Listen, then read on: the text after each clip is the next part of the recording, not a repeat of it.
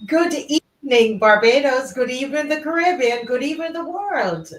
You're watching the Marcia Week Show, and we are coming to you live from Barbados. Tonight is another great show, and we have been on a roll. We've been talking about all kinds of things that's happening in this country. We've been finding solutions because, as you know, here at the Marcia Week Show, we educate, we motivate, we mobilize, we agitate Africa and the African diaspora. And I know that many of you have been mobilized. We've had so many marches on the streets of Barbados. We've written so many articles. We've written to our parliamentarians. We have written to the Prime Minister. We've taken a trip to Washington to the Inter-American Commission on Human Rights. There's so many things that we've taken on in this country. We have taken on humanitarian projects in Barbados. People are able to call us, and we've called ourselves here on the Marcia Week Show. We call ourselves the loyal opposition because we have been fighting on behalf of ourselves. We've been fighting on behalf of the people of Barbados, and we are ready. We are willing, and we are ready. We are who you call the revolutionaries. Are you part of that company? Are you a revolutionary person? Do you consider yourself revolutionary? And when we talk about being a revolutionary, we're not talking about guns and stones and sticks and physical weapons. We're talking about a revolution of thought, a change in society, a changing of the status quo, a pushing against the things that are pushing against us. Yes, that's who we are. Revolutionaries. Are you a revolutionary? Revolutionary of thought. We are here to say that we are building on the foundations, the great foundations of our founding father, Errol Barrow. Errol Walton Barrow. And Miss McLean, she corrects me, the right excellency, right honorable Errol Walton Barrow. I'm mixing up the titles, but I respect him. So tonight, guys, I want us to stay focused. We had independence and we celebrated our country, but we have to stay on the war path. It is usually in this month, in the month of December, when we are there eating and we are relaxing and we are having fun. It's when we get a lot of, they introduce new laws. Go back and check the history. Check them. These people are so devious that it is in this season when we drop our guard and we say we're going into Christmas, right? That is when, Tamika, they come with all kinds of different things. But as revolutionaries, we are discerning people. We are people staying on our post because we're watching for each other. So we're not going to let down our guard in December. Joy and Faith. Judy Gills. Hi, Judy Gills. Good evening. Teroni, good evening. We are revolutionaries and we are ready. We are ready. We are turning over the status quo in this country and we're saying it is not business as usual. We want back our health care. Yes, we're saying the taxes we pay. We want better healthcare system. Mildred Ben, Vernon Garnes. We are telling them, we are telling the officials, we're telling our government. We're tired of the borrow and the spend. Borrowing and spending, and we can't see what the spend is on. We're tired of the corruption. Matt Boland, Anika Hope, Patrick Designs. We are the revolutionaries. Ian, Beverly Prescott, Marcia again, Emerson Bob from the UK, Beverly, Errol Calendar. Good night. We are here again, and we're here again not because we have nothing to do. But we understand the call and we understand that we got to have eagle eyes. We must have eagle eyes in this time. This last month of the year going into the new year, wide awake. Wide awake, Barbados. Stay wide awake. They are going to come with something on us. And I believe it has to do with the Constitution, etc. Stay awake, Barbados. Stay awake. Don't forget I told you that. And as long as I'm here sitting in this chair, I'm going to, by God's grace, we're going to stay awake together. Coraline Kadaga. Yes? We're going to stay awake together. So let's go right into the national anthem, Coraline. And then we are going to proceed in with the rest of the program. All right. So we are going to get in. And while we bring up um, the national anthem, I'm going to ask you to like and to share. We know what we do on this program. We work together. So you're going to like and share. Okay. God bless you.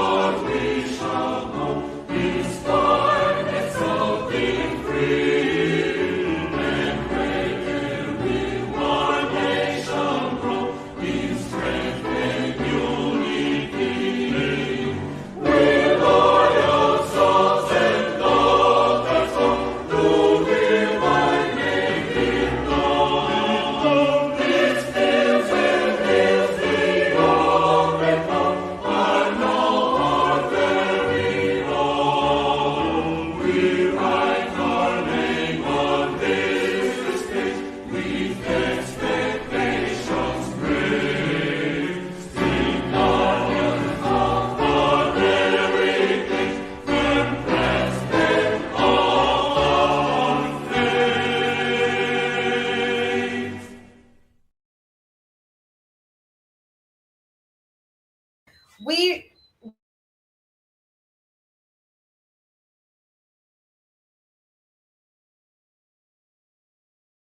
page. We are writing our names. We are writing our names on history's page, guys. We are writing our names on history's page. Don't you let anybody tell you that we're not what we're doing is not taking effect. I tell you it's taking effect. I tell you it's taking effect. You see, they try to step up a little bit on the independence, yes, because they know we're watching and we know what they're doing. Oh, listen.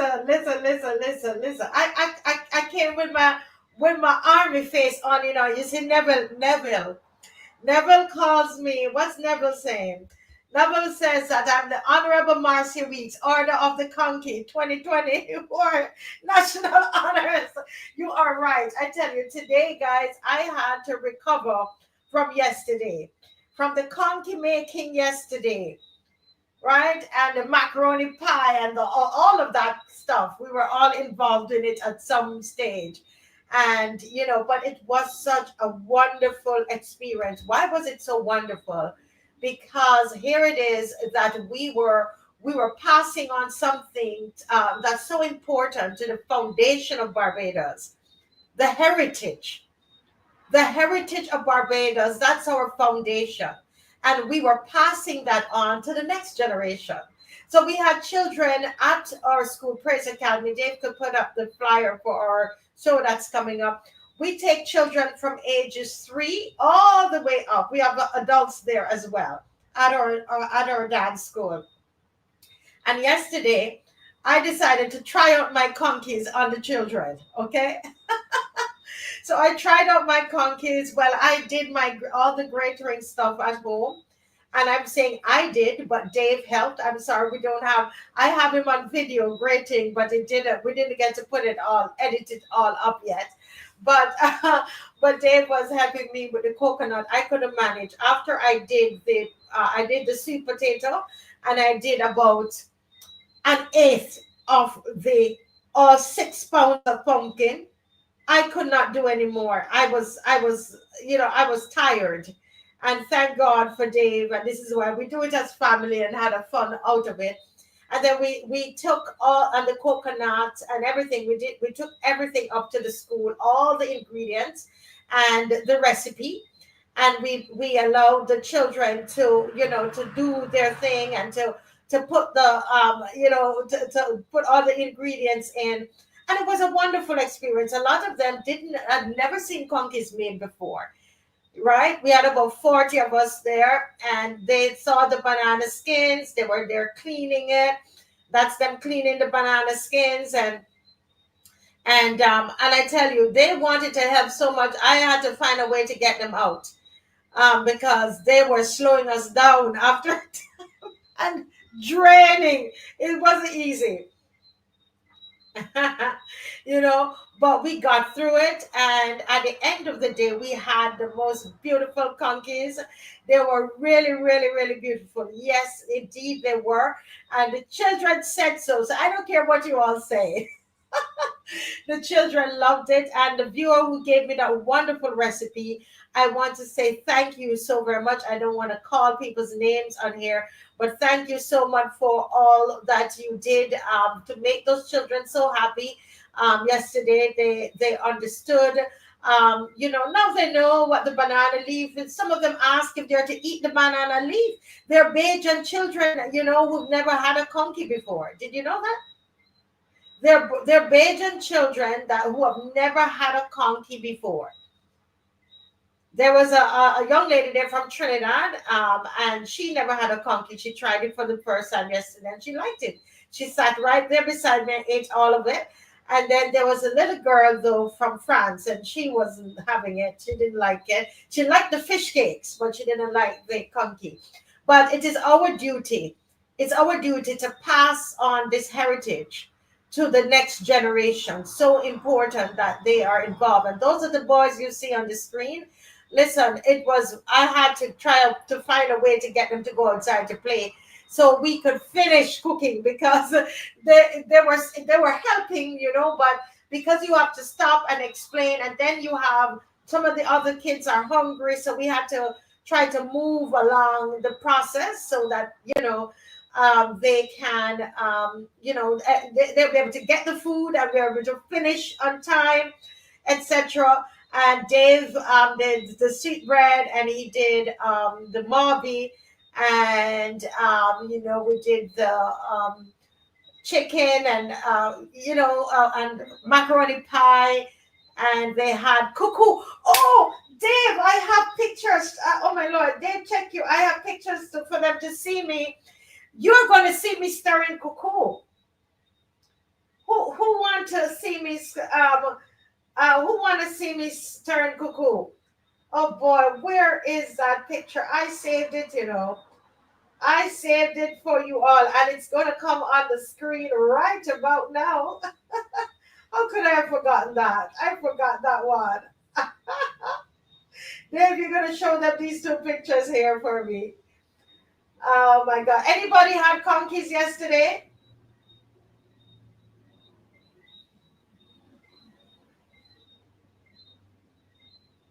So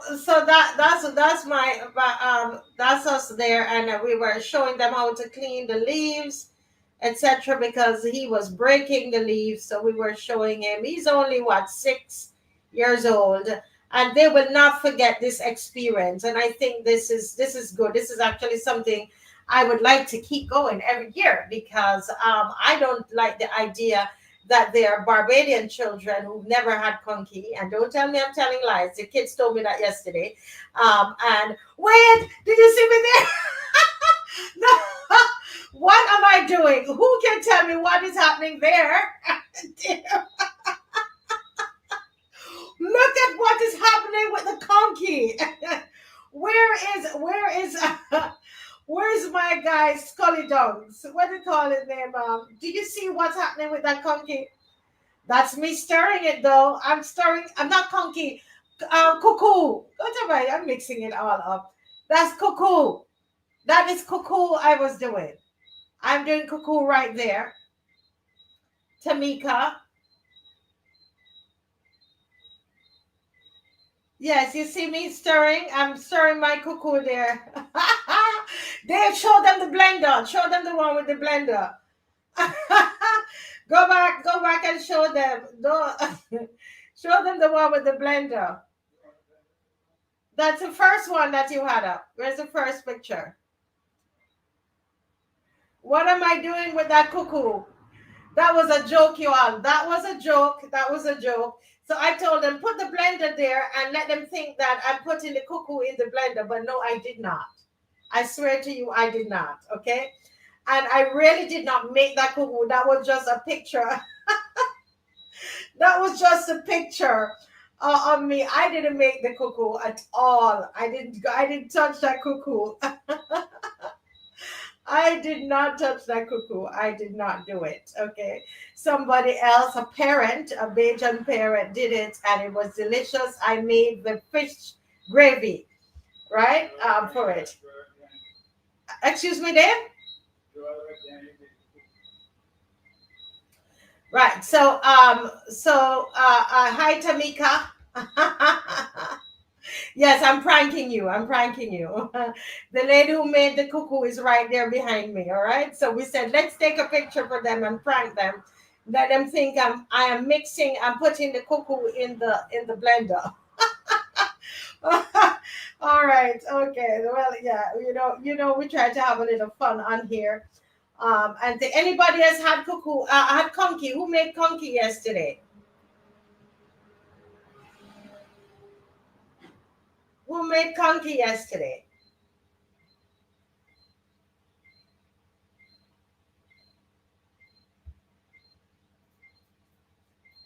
Nobody else?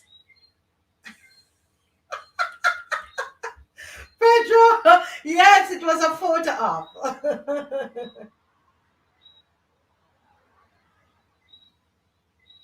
Yes, Coraline. Yes, we have to teach the children. We have to get back to those things.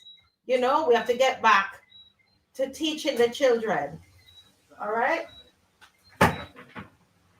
that's important. Getting back to teaching the children. Oh, Tamika didn't have anything. Sorry about that. Well, on Sunday, these same children they have a showcase. At Sunday at 5 o'clock, we'll be celebrating 21 years as a school at Praise Academy, and they're going to be doing their dances, acting, singing, and it's going to be at Restoration Ministries there in Britain's Hill, St. Michael. It is free. It's a free event, and you can just bring a donation for the school. And yeah, and we are going to be joined by Issachar Arts and different dance ministries, Halal Dance Ministry, right? I'm going to be there, FBC Dance Ministry as well, and the event is free. And the admission is by it's tickets, it's by tickets, but it's free. Okay, so there is a website, Eventbrite, that you could go to register. And if you want the flyer, I can send the information to you. All right. Yes, you enjoyed them, watching them yesterday making cuckoo, so you can come out and watch them dance as well. All right, so we are training them up.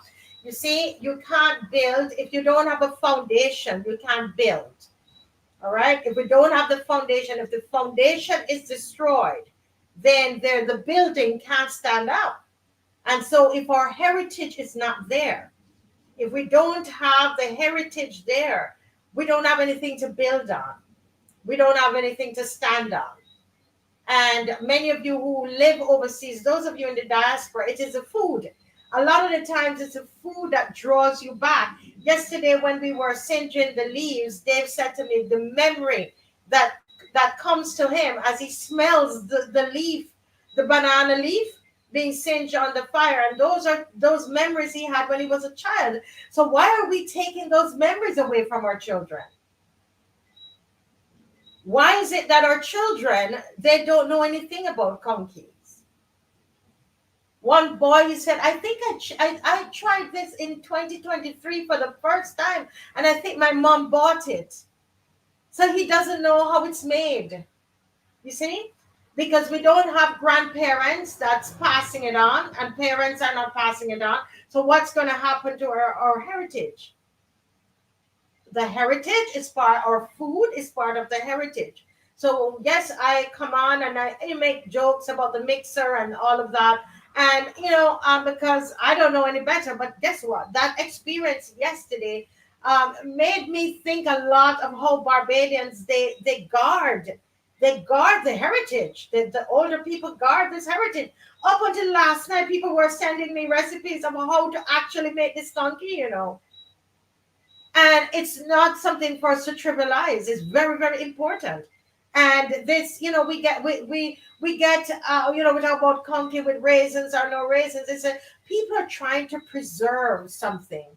And I want to say to all of the grandparents and the parents out there that it is very important for us to teach this, pass something on to the next generation. Why should Barbadian? I went into the group, the class that had all the teenage girls were in there, and I said, "Do you want any cuckoo?" They said, "No." Not one of them took a taste of cuckoo. This is a class of teenage girls and girls at BCC yesterday. They would not eat the cuckoo. Well, for you, you might not feel any way about that. I feel, I mean, I was like, I was shocked, and I was at the same time, I didn't, I just didn't like I said, that's not good.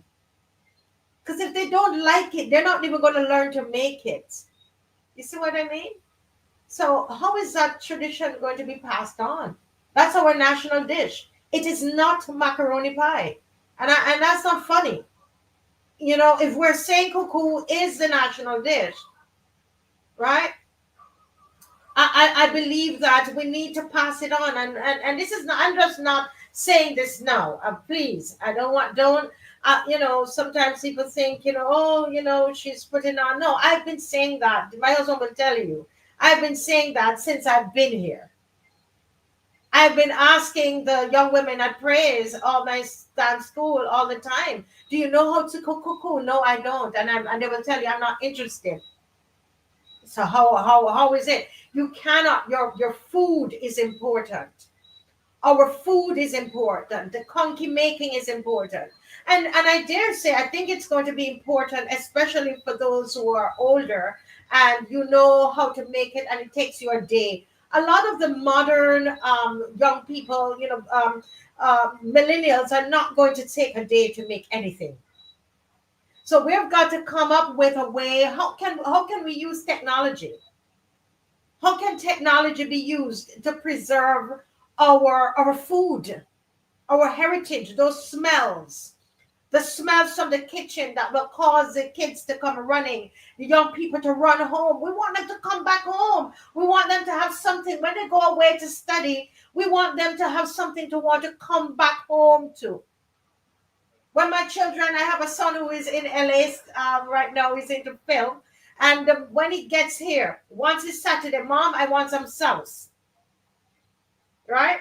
Well, my husband told me I could try everything else, but don't do the sauce. I can't get the sauce done, right? But he wants his sauce, and I think we've got to decide what is this thing, and please, it can't be macaroni pie. Macaroni pie. Everybody else has that. So because it's easier, yesterday all the kids wanted was a macaroni pie.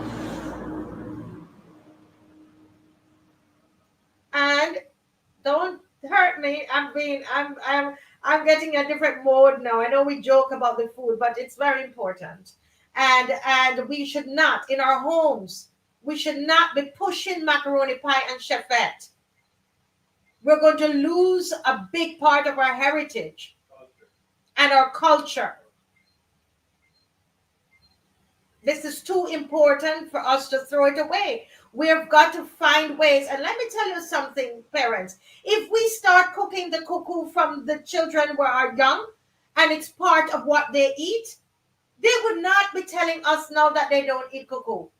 Because they don't know any different, right? But we reward them with chefette. So if chefette becomes a reward, chefette then in their mind is better than cuckoo, right? Chefette is better than conkies. Sugar cakes. Children are asking me, Ma'am, Auntie Marcia, what is a sugar cake? Can I see it? Can I touch it?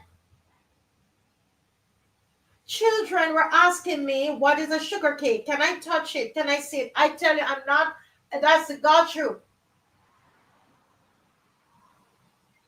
And several of them were asking if they're to eat the conkie, eat the banana leaf. Right there on the thing, they were asking, Mom, should we, Auntie Martha, we should eat the banana leaf? No. No. No. The children want Chefette and KFC because of you and because of me, not because of them. Don't tell me what the children want. They want it because we have rejected our culture. We have rejected our heritage in this instance. We pick and choose. So we say, you know what we love to say? Boy, I'm changing the program. This is not what I came to talk about. But we love to say that walk up is our culture because we love that. The adults, you love to walk up. So that you take that. You take that part, right?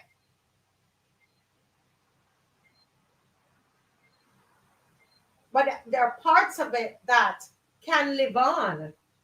And as I said yesterday, when Dave went to pick the banana leaves and we started to put it on the fire, and even though the lady was saying to try the microwave, and I was telling, man, this is taking too long, I'm going to try the microwave. When I heard him saying, oh, this is what the smell of it was doing to him in terms of, the memory, I said, wow, this is all part of the process. Or music, spooge music. Spooge music has not developed too much. Thank God for Nicholas Branker, and they've been doing things to the music. But we've got to get into that much more and let the children love it the same way they love the hip hop and they love reggae and they love soca. We have devised in a way. It's like all right, excellent. Errol Walton Barra trying to get the title right. The right, excellent. Errol Walton Barra says, what kind of mirror image do we have of ourselves? So because we don't value ourselves much, then we don't even value spooge music. For us, it's nothing.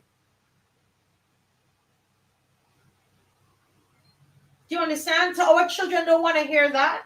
They don't want to dance to that. They don't want to sing to that. My dancers, I've tried for over 20-something years for us to develop a spooge dance. We have reggae, we have dancehall, we have passa passa.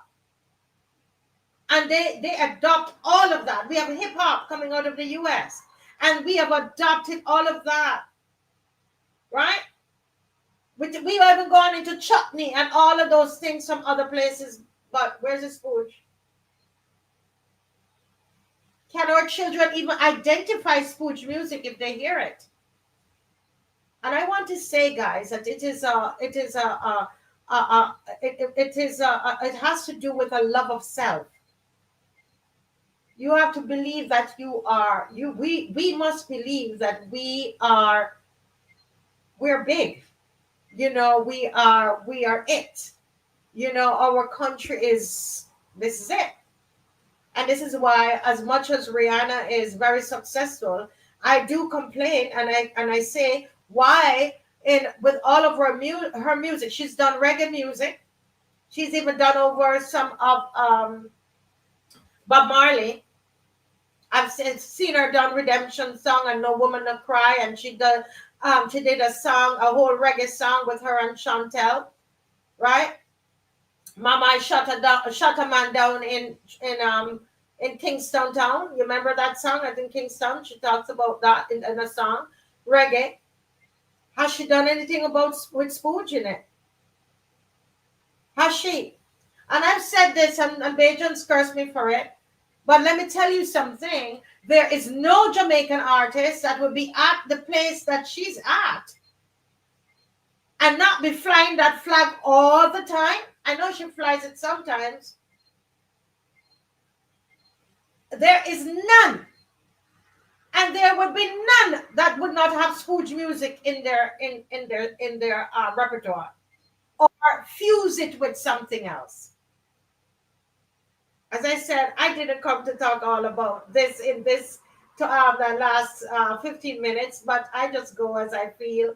You know, I just want to talk with you, and we were having a lot of fun last week about the food, but I really want to use this as an opportunity to say our culture and heritage. It's a big part of our foundation, and through education, we can continue to practice our customs because we need to pass it on to the next generation. All right. So let me just say a couple. I wasn't even looking at the comments.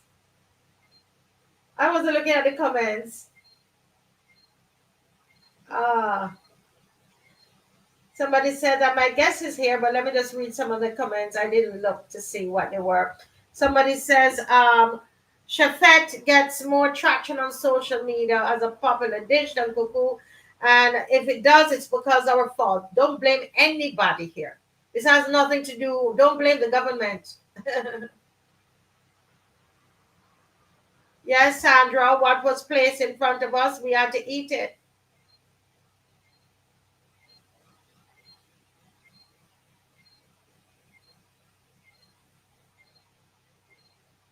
Somebody said last year was the first time they ate conkies, and that's not good enough.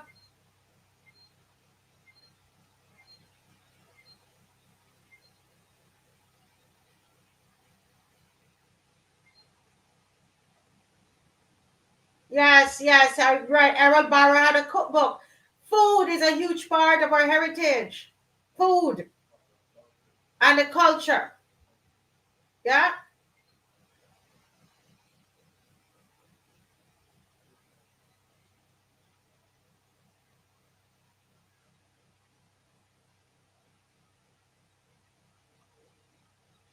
It is going to taste strange to young people because we don't give it to them.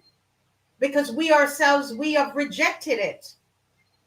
We need to do a whole show on this. Basically, what's happening, we are rejecting our culture to accept another person's culture.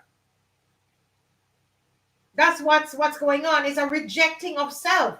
What is culture? Culture is our food, the way we speak, the way we dress, right? And what's happening, we are rejecting that to take on somebody else's culture. And that's why Errol Barrow is the founding father. The right excellent Errol Walton Barrow is the founding father of Barbados. Look at that speech. He's speaking to us even to today. And you can tell I'm very passionate about that. But anyway, my guest is here. And I think he's ready. He's going to give me a thumbs up if he's ready. Yes. I think he's ready. I'm hoping that all is well. I'm not seeing any movement on his part. Okay. Yes. Okay. Ooh. Good evening. Good evening, Dale. Good evening, Maria. Good evening, viewers. Yes. Okay. So we're having. Is it my internet or can you see me well? Yes, I can see you well. You can see me well. Yes, please. Okay. All right. Wonderful. Wonderful. Dale, I want to just say a very, very pleasant good night to you, sir. It's an honor to have you here on the Marcy Reed Show. Thank you very much. It's a pleasure. Yes. My pleasure. We're here talking about children and teaching the children, and I know that I'm looking at some of your pictures that you've sent. You do a lot of work with children. In fact, you have a charity, and your charity does a lot of back to school donations in the city Yes, yes, in Bridgetown. And this year you're planning to do some Christmas giveaway of toys. In fact, you have a toy drive that is coming up. All right. So yes. if you could go ahead and tell me about your toy drive, please, All and right. your So charity. yeah, so Hope for Life Foundation. I started that about 4 years ago, and that is just to help empower the young people. Because Yes. after you leave school, a lot of young persons don't have an avenue. So Hope for Life is one of those places that you can come and you're gonna learn different things. So for the toy drive this year, our intentions, we would love to get 1,000 toys, one Oh thousand. wow. Yeah, so we have Soul Addiction on board, that is on Broad Street. We have Diana Dash on board. We have Saul Warrens and also House of Beauty by Lisa. So those are the four drop-off points. So the Mm-hmm. intention is, if you want to make a purchase, you can purchase a toy from anywhere. But if you are in the city, you can simply purchase the toy from Diana Dash and put it in the bin. You can also purchase the toy from Soul Addiction and also put it in the bin. If you're Mm-hmm. not a person that frequents Bridgetown, you can use Highgate Hall or you can use Saul Warrens to drop off your toy. So the toys, we just want to collect as much toys because what we want to do on Christmas morning is a motorcade. Go through the Yes. city and distribute toys. So we're gonna have top band. We're gonna have dancers. We're gonna have music, and what we're gonna do is just bring a different atmosphere in the city. Yes. So you are talking about all these various drop off points, and what I love about what you're doing, it is very organized, Dale. Thank And Dale, if is it bad if I ask you how old you are? Are you in your 30s or 40s? Because you. 31. black people, we don't show the age, huh? 31. 31. You're 31 years old, and you've set up this charity. Give us the name of the charity again. Hope for Life Foundation. Right. So this is Dale from Hope for Life Foundation, and Dale is having his a toy drive. 31 years old, and this man is sending me pictures. I tell my phone was couldn't use my phone with the number of pictures. Dale, you really, really take this thing very seriously. Dale, what got you started into this?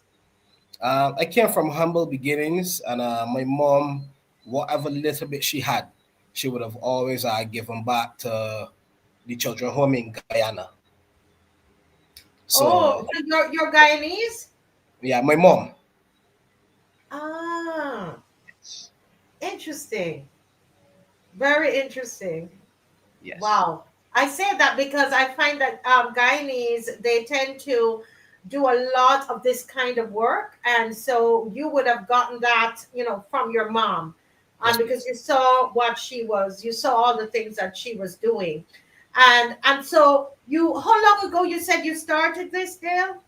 We started in 2001. 2001. So that we're talking about, oh my goodness. So is that about 13 years ago? Oh, not 2001. Sorry, 2021. My Oh, apologies. 2021. 2021. Okay. I'm like, what age Yes. did you start this? My apologies. Okay, so you started in 2021.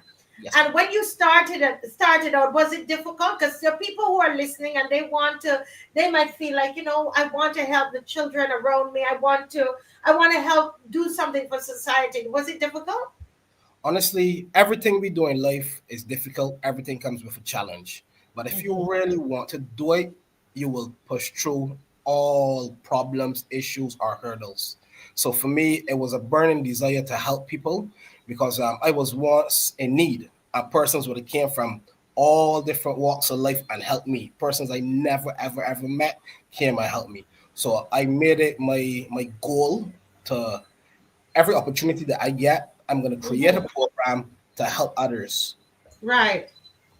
So Dale, you said that you yourself was in need. I mean, is there anything that you can share with us? Because for me, when I go into Nelson Street and go into Wellington Street, I see myself.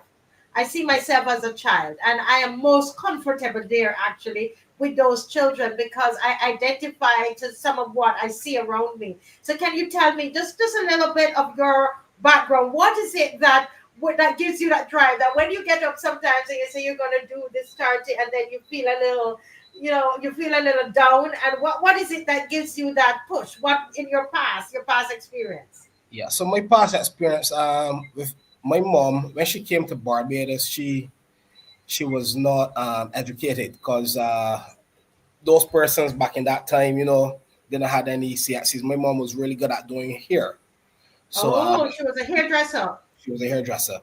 However, things got really tough on her as a single mom, and Mm-mm. then the struggle was real, and I would have witnessed my mother many a days didn't have food. She sent a school on welfare. We were on welfare, and going through being on that program, the welfare program, as a youngster, I told myself, well, I have to make that difference because I am not going to create or add negative to the society.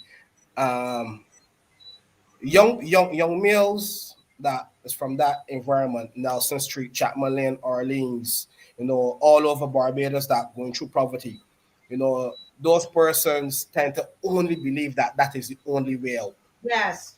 I believe that with hard work and determination and prayers to God all the time, you can achieve and succeed in anything you put your mind to. Wow. So you lived it, you saw it, and you saw how people came to your aid, Yes, and you please. decided that you are going to. You saw your mom. I mean, your mom. She's achieved a lot. Look at you. How many brothers and sisters? I have one sister. One sister. And look at what is happening now. You are using your resources, not just finances, but I could tell that you're an administrator. You're into management. You're the way you've organized this charity, Dale. I am so proud of you. I'm serious. When did those pictures start coming through? I mean, the work is there, right? This is a Christmas toy drive, and here, this is, you've got a young lady here, telling us all about it. And so, what we've decided, let me just say to everybody that's listening, we had planned, the loyal opposition, that we had spoken about it on the show and with my team, that we were going to do an event in um, Nelson Street area, right, and also in the area that we had the fire.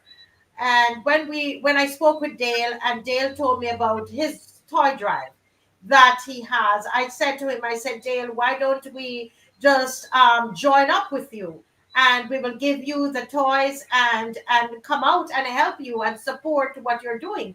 Because, as you know, we started to work with Amaya, the little girl who has the need for the liver. She needs a liver transplant. So we're doing a concert for her, and which we're going to show you at the end of this segment. So we're not going to do the concert and fun day in Wellington Street and Nelson Street anymore. We're still collecting toys. Even today, someone called me and I sent the information to Dale. They have stuffed toys right there. Yes. And we're going to give it to Dale and the Hope for Life Foundation. And we're going to work with Dale. So, speaker asking his name. His name is on the right Row, there. Rowe. Oh wow, it's a wrong name. Oh wow, we are saying the wrong name, Dave. Oh boy. Oh, thank you, Dave. It's Dale Rowe, Yes. Rowe. Yes, please. Where did we get? Okay, well, we have to correct that. Oh boy, sorry about that. Oh boy, we don't want to mess that up at all. Okay. Yeah, so we're gonna support what he is doing in the city. All right. So we're gonna get behind him. So I know some of you have been you've been buying toys and you've been saving up toys for our drive. They are now going to go to the Hope for Life. And Dale is planning to do tell us about what you plan to do on Christmas morning that I know some of us want to come out and support it. Talk to us about that.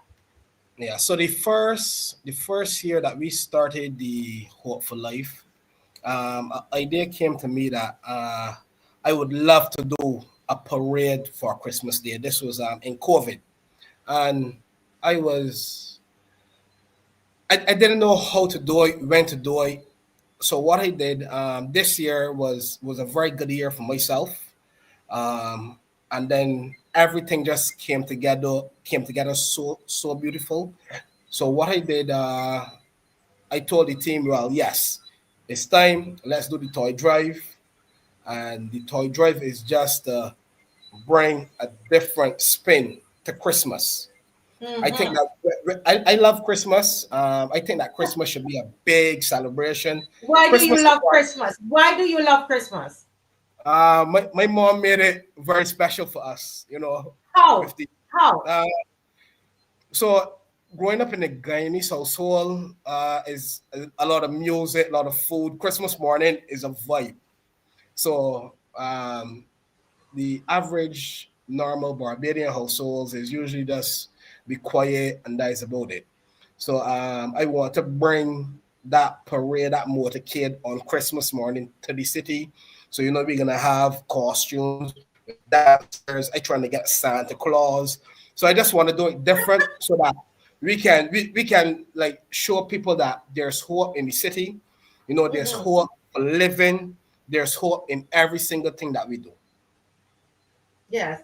So you're going to start. I think you're going to start about 10 o'clock on Christmas morning, Yes, please. and you're going to get all the permits and all of that, right? Because All you're of going to be that. on the Yes. street, Yes, and please. so we can imagine you have music Music. appropriate for the children because it's for children and Right. Christmas. And you're going to then be going through the different communities and distributing the toys, etc. I hope you will have enough toys. So I am hoping that once we hit the 1,000 target, we can then evenly distribute the toys into 4 different areas. So we can touch the Ah, whole of the city, yeah. So we can touch Nelson Street, Wellington Street, Orleans, Chapman Lane, Country Road. And then the yes. final stop, we can stop in Nelson Street area. That can be our final stop. And then we just have music and treats for the children, some hot dogs, burgers, ham cutters, popcorn, goodie bags. Yes, wow. So apart from toys, so let's establish the toys. So everybody that's on, we have about 640 persons that's watching. Guys, are you liking and sharing? Are you liking and sharing? Everybody, have you liked yet? Have you shared? Everybody, please do. This is so important. You see the big smile on my face because we're good. This is what's going to happen to children on Christmas morning, right? So can you imagine? They are hearing all this Christmas music coming down the road, and they're seeing all the characters. They see. I know some of you don't believe in Santa Claus, you don't believe in Christmas. Well, it's an opportunity again. It's become cultural, and we can make it our own. And you'll have, I guess, steel pan and all of that happening on the road, and the children coming out and they're getting treats. You're just changing somebody's life. It might seem really really small, but it's a big thing. So I'm going to ask everybody that's on here, can you buy a toy? Can you buy a toy? It can be something small. It doesn't have to be big. It's just something that would bring cheer. You know how you were as a kid, right? Things are very tough, Dale, in Barbados at this time. And I hear it Yes. from the parents. I hear it from people. So we are saying to you, buy some toys. If you don't want to do the toys, you might say, no, I would rather get some hot dogs. Puzzles. Yeah. Can they do some hot dogs and Hot bread, dogs, Dale? you can do, yes, anything. Anything we accept because it is for the children. Okay, so you will do hot dog and drinks and burgers and all of that as well because you want to give them something to eat on the yeah, that's wonderful. That's wonderful. And Dave, I think we have some pictures of him serving food and so on. I think I saw there were lots of crates and they were putting food together and so on for people there. And so once again, can you also give us the locations, Dale, that you have this drop off? Okay, so the drop off points, you can go to Soul Addiction, Broad Street. So Soul Soul Addiction, Addiction, yeah, yes, Broad Street, yeah. yes. So Soul Addiction also have toys in store. You can Okay. purchase toys and drop and put it in the bin. So I forgot to Ah, mention, every person that donates a toy, we're gonna give that person an opportunity to get a staycation for Valentine's Day. So we're gonna do a big wait, man, Dale, you tell us this at the end, man, Dale. yes. I Listen, just remember. listen. When you're ready to say the young people not doing anything, think of Dale. He's 31. He started this 2021, 3 years ago. So you were what, 28? Yes, please. Yeah. 28 years old, he started this. And he started this because of his mother. Look at what he's doing. Why don't we just support this young man? Support him. I mean, we come on here, Dale, and sometimes we show the pictures. We're coming to the end of the year, and we're going to show the pictures, Dale, of all the young men that have died by gunshot or stabbing this year. And then we don't even have the pictures of those that we see going through the court, through going to court because they're being locked up, or trying to get a bail and trying to did in trouble with the law. But here is this young man doing something positive. Maybe we support him now. Let's get behind him and support him.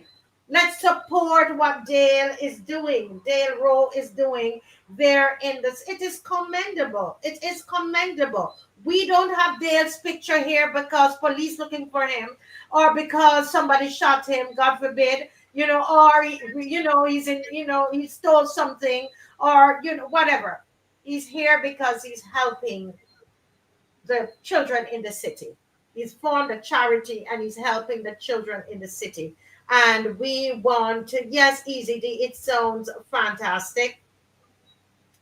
Yes. And Easy D said, don't forget about the children's institution. The thing, though, what I found, Easy D, being involved in this kind of work for a little time, is that a lot of times the children institution, they get a flood of gifts, you see, because we think about them, which is good. But the reality is there are a lot of children in the community that they don't get this kind of help. I tell you this. I'll tell you this thing, Dale. It's your interview, but I want to tell you this short of the story to encourage you.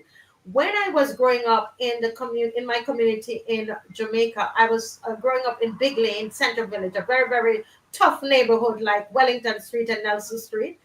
Um,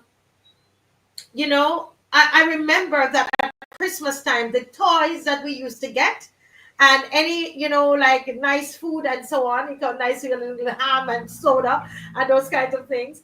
Actually, they were from the Dons in the area. Do you know what I Yeah. mean by a Don? Yeah. Yes, please. So The the boss. Dons were the Dons were the gunmen. Yeah. And you can judge me all you want, but that is how we used to get our gifts. That's what they would do whatever they do in the year, and then they'd hold a big street party there, and they would be distributing the things. I mean, they didn't even know what to do. They were throwing the things and hitting the children with the things, right? So we would be all lined up. I remember being hit in my head with a sardine. But the point is, in their minds, they think they're doing something great, and they were, because a lot of us, that's how we went to school. I know we got toys. I know and thankfully for you, you are involved in legitimate work, and you are now giving back to the society. And as somebody says here, that you're very creative. Um, what you're doing is very creative, and what's your regular work? You seem like you're a businessman, or you're into some kind of management position or something. Yes, I used to manage hotels. Right now, I am a financial advisor at ICBL. So I sell life insurance and retirement plans. So I am currently employed at ICBL. Wow. You must sell a lot of insurance. Yes, please. Yes, please. Listen, because no man, I like your spirit. I really like your spirit, honestly. Thank you This very is much. the kind of take charge. That's what we need. You know, Dale, we like this kind of take charge mentality. Are you getting a lot of support? Talk to me about that. So far, whenever I reach to when I approach people and I present what I'm doing, I always get support. Because Wow. people realize, like, well, this youngster is coming from a genuine space. So soul addiction, Nancy, fantastic. What's Every the next single door? So soul soul addiction. addiction. What's the Yeah. next door? So the next door, You said soul addiction, and what's the other store? or Diana Dash, Saul Diana. Warrens. Saul Warrens is Diana. the other off point. And the third store. Give me the. I'm not hearing the ending of what you're saying. This. Saul gas station, the one in Warrens, Saul Warrens, Hmm. and House of Beauty by Lisa. Okay. So this is House of Beauty by Lisa. Now, what? So these are the places that you can drop off your toys. Soul addiction. There, they have. You have something there, right? That they Yes, we could have a drop book. it.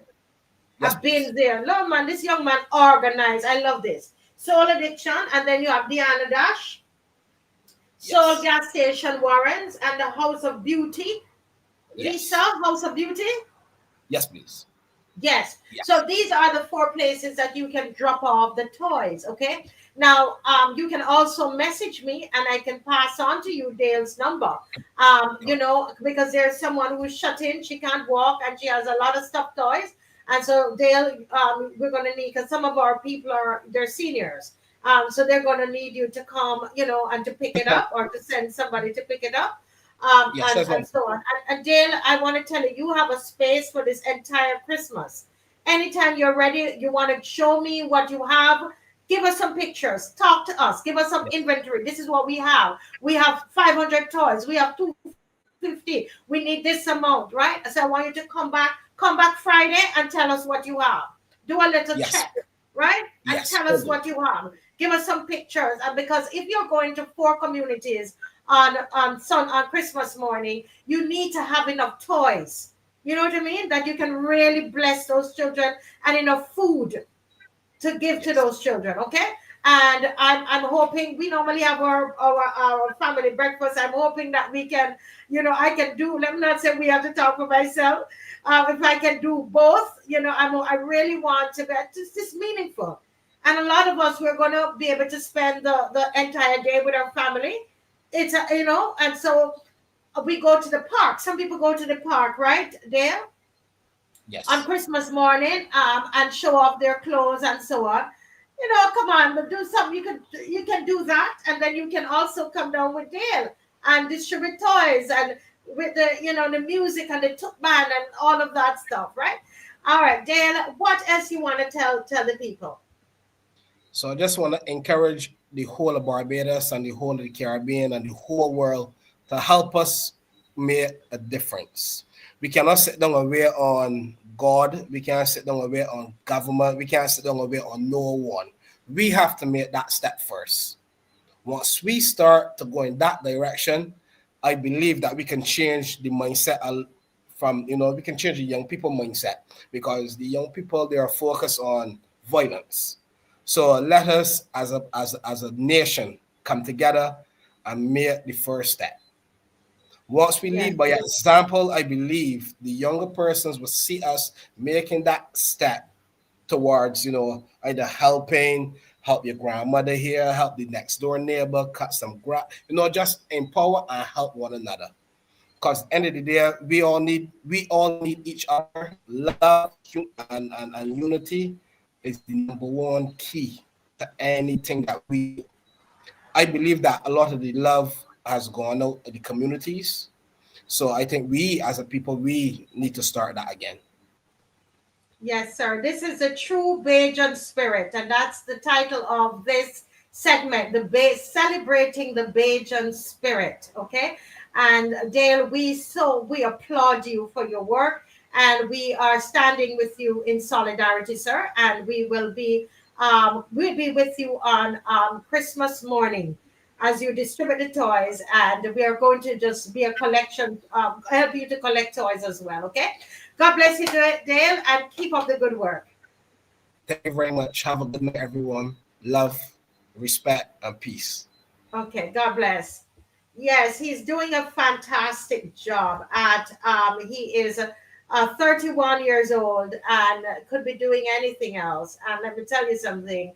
You know, I have a weakness to young people. And once they're doing something, I go and support them because listen, he's not being a statistic. He's not. Well, he's a good statistic. He's not. So we go and support him. I'm seeing another young man there.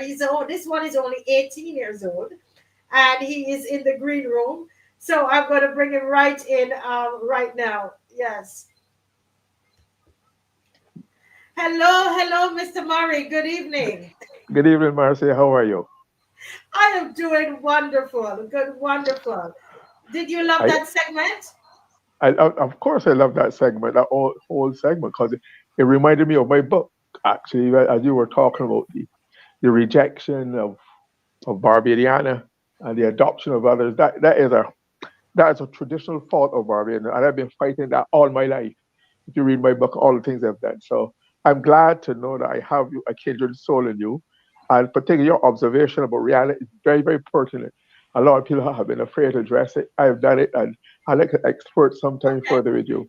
All right? Well, I'm glad to hear that you said it because I put it out on Facebook a couple years ago and I was attacked. That's All how I right. have to look at it. And I think that some of these things, you just kind of keep your thoughts to yourself because they misunderstand you. And I'm very actually, my dancers, Mr. Murray, will tell you the dancers at the school that I have been saying, what I'm saying now, I've been saying since I've been here, and especially in the arts. And so this is an area that I would like to make a big difference in Barbados, in culture and the arts. You mentioned spooge, but along with spooge, I would like to also mention tuck. Tuck is a distinct rhythm of itself that has never been really properly. I think Polka did some work on it and it was established. And then somebody came in with an imitation called Ring Bang that failed because it was just an imitation.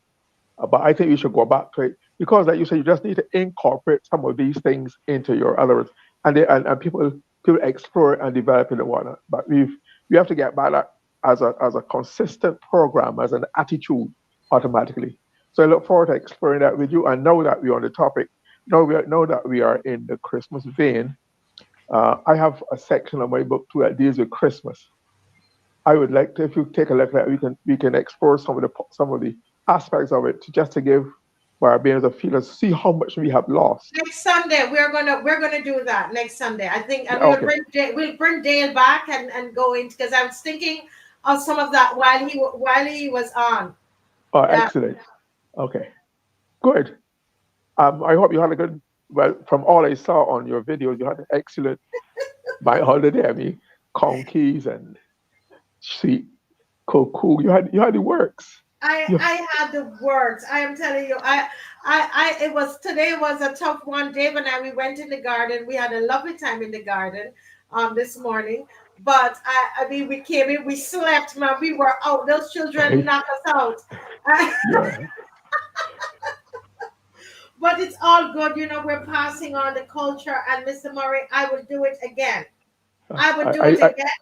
I Yeah. wish you would because you made a very important point. If the children are not exposed to it, children are born with blank heads and blank tastes. Anything else there is acquired. So what Hmm. you introduce them to, they will respond to in some form or fashion. So life is about stimulus and response, reward, and penalty. So once they're stimulated, I can show you some young children, who have been exposed to rhythms from the time we're the crib, and they do it naturally. So you have to get them and let them see it and feel it and experience it because it's natural to them. But if you don't do that, they respond to what the next thing they hear, the most powerful or frequent thing they hear. That's what they respond to. Yeah, and the last thing I say, I mean, you and I could talk about this a whole night, but you know, oh, somebody's saying here, I'm getting distracted by the Took was part of the Christmas morning celebrations, correct, Sharon, and that's why we're going to work with our friend Dale Warren and try to get some of that into the Christmas morning and into the parade that he's having.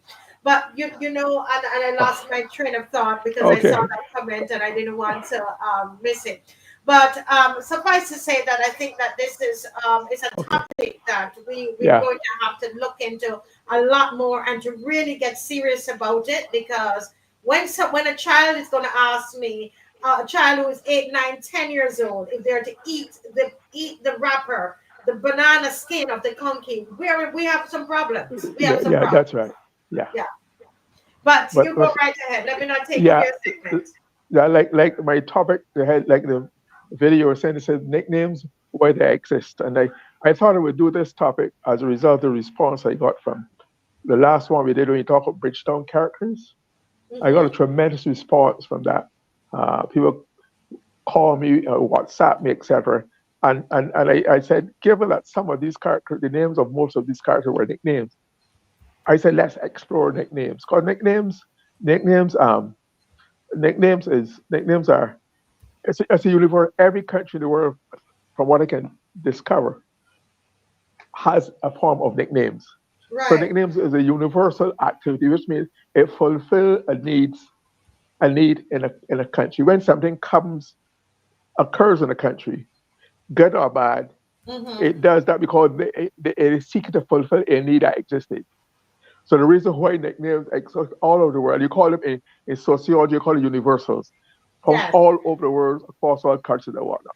So, but there's some reason for nicknames, right? So some nicknames exist if you want to shorten a long name, like William will be Bill, Richard will be Dick, Margaret will be Meg, Patricia will be Pat. So they can shorten. They can distinguish members, people who have the same. Some people have the same first name and surnames, and then and the nickname has to distinguish between the two. You can inherit a surname from some of your elder, a Christian Mm-hmm. name, sorry, a nickname, and sometimes it seeks to differentiate from the elder from the junior. Nicknames are happen because of where somebody looks, how they behave, something that happened to them, something they did, something they said, all can trigger the according of a nickname to that person as a result. Um, some people might think Mm-hmm. nicknames are always funny, but some can be very cruel, some can be teasing, some can be bullying. For example, if you saw somebody who was overweight, you call them fatty or fatty goo, or you at school. So, so it can be very hurtful, very painful. But Yes. sometimes when that happens, some objects of this nickname resist it. Some I resist, and then they give an accept and they see it as fun, and it becomes part of the regular persona or whatnot. So it can be very humorous, etc. But nicknames therefore are important. You know that even famous persons, like even in Barbados, some of them, Sir Gary Sobers. Sir Garfield is his name, but he's called Sir Sorry, Gary. I have to show you this one. Somebody said short man is the tallest in the gap. So There you go. That's right. That can sometimes be very ironical. And then, in yeah, fact, I just remember. No, he said I remember Calypso. There's one out of Trinidad that deals with that. A white man named Mr. A black man named Mr. White. A white man named Mr. Black. I will come back to. I just yeah, think I can give you some of the. But so it's that kind of humor, right?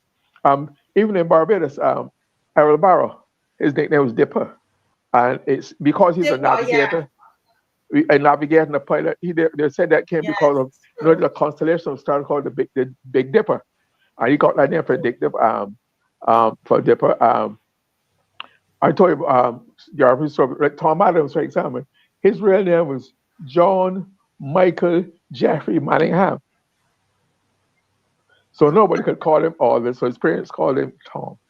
So Tom. that is done Tom, or sometimes it's done because some parents, I know some parents, if there's a clash between the parents over what the child should be named, they might give it a name of one, but then the other parent proceeds to call it the name. Like I have a sister, we've called her Jean. My children only discovered recently that her name is not Jean, she's Delora Carlita. And they said that we betrayed them and tricked them all these years. So right. But did you have a nickname, Mr. Murray? I had a couple. Yeah, I had a couple of nicknames.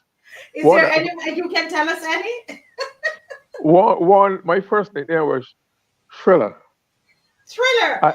Thriller. The first name came out of a name called Caruso. Okay. Once there was an evangelist who, Mars Carullo, came to Barbados, had a big Mars Carullo.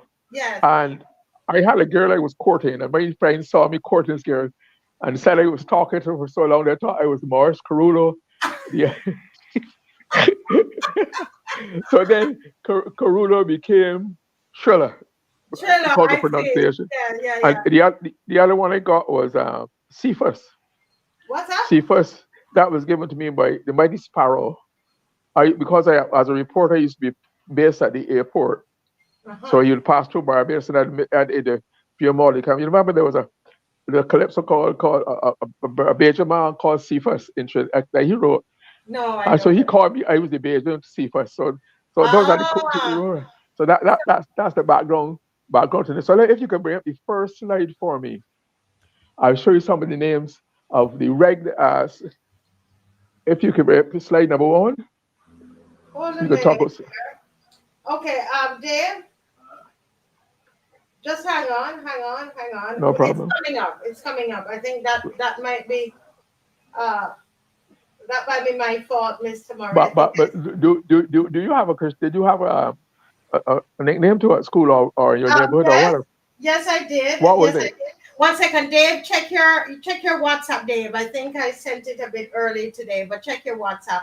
My nickname was Pam. So if you go to Jamaica and you go in the community, I talk about Big Lane, Center Village, and if you say Marcia, no, they'll say, oh, Marcia, Miss Christie's granddaughter, they'll say, oh, figure it's me. But if you say Pam, they will know because that's what everybody calls me. They don't call me Marcia, they call me Pam, right? And sometimes, you hit your hand and you go, Pam, right? And let's call me Musket and Muma. Musket and Muma, can you go, Pam? But let me give you a joke. There used to be a man called Puzzles. He used to work at Old Cape and Wires. This is a true story. Everybody called him Puzzles. He worked in the technical department. Yeah. And one day the phone rang, he picked it up. And buddy said, may I speak to Mr. Patrick Noel?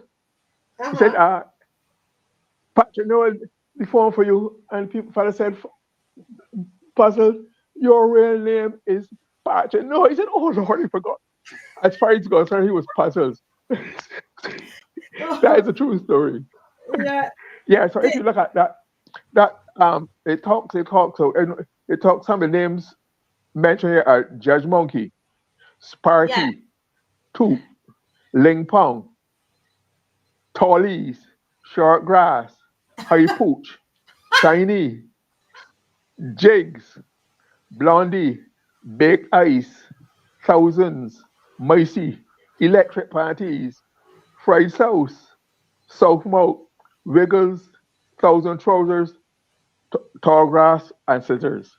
So those are some of the various nicknames you can have. But those are national names. But then if they can go to slide number 2, there's nicknames that I grew up in Spoonersville, which were very memorable. This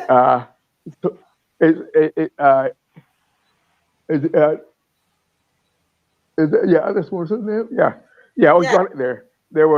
They're called Scatters, Joe Tall, Risen, Bison, Bengo, Outman, Booney, Rook, Husi, and Bengo. But Bengo was a very interesting character. Two stories about Bengo. First of all, Bengo was the best roller skater I ever saw in my life. We used to have some sidewalks between the gutters in Barbados, which would be 6, 8 inches wide. He could skate continuously on those pavement, those 6 inch wide pavement Wow. before falling. Uh, but he in Spooner City, he developed a show called Local News, where Mm-hmm. every night at 7:30 he would gather under a street light and imitate the news. This was in days when you only had rediffusion or Barbados radio distribution or rediffusion. You only had rediffusion.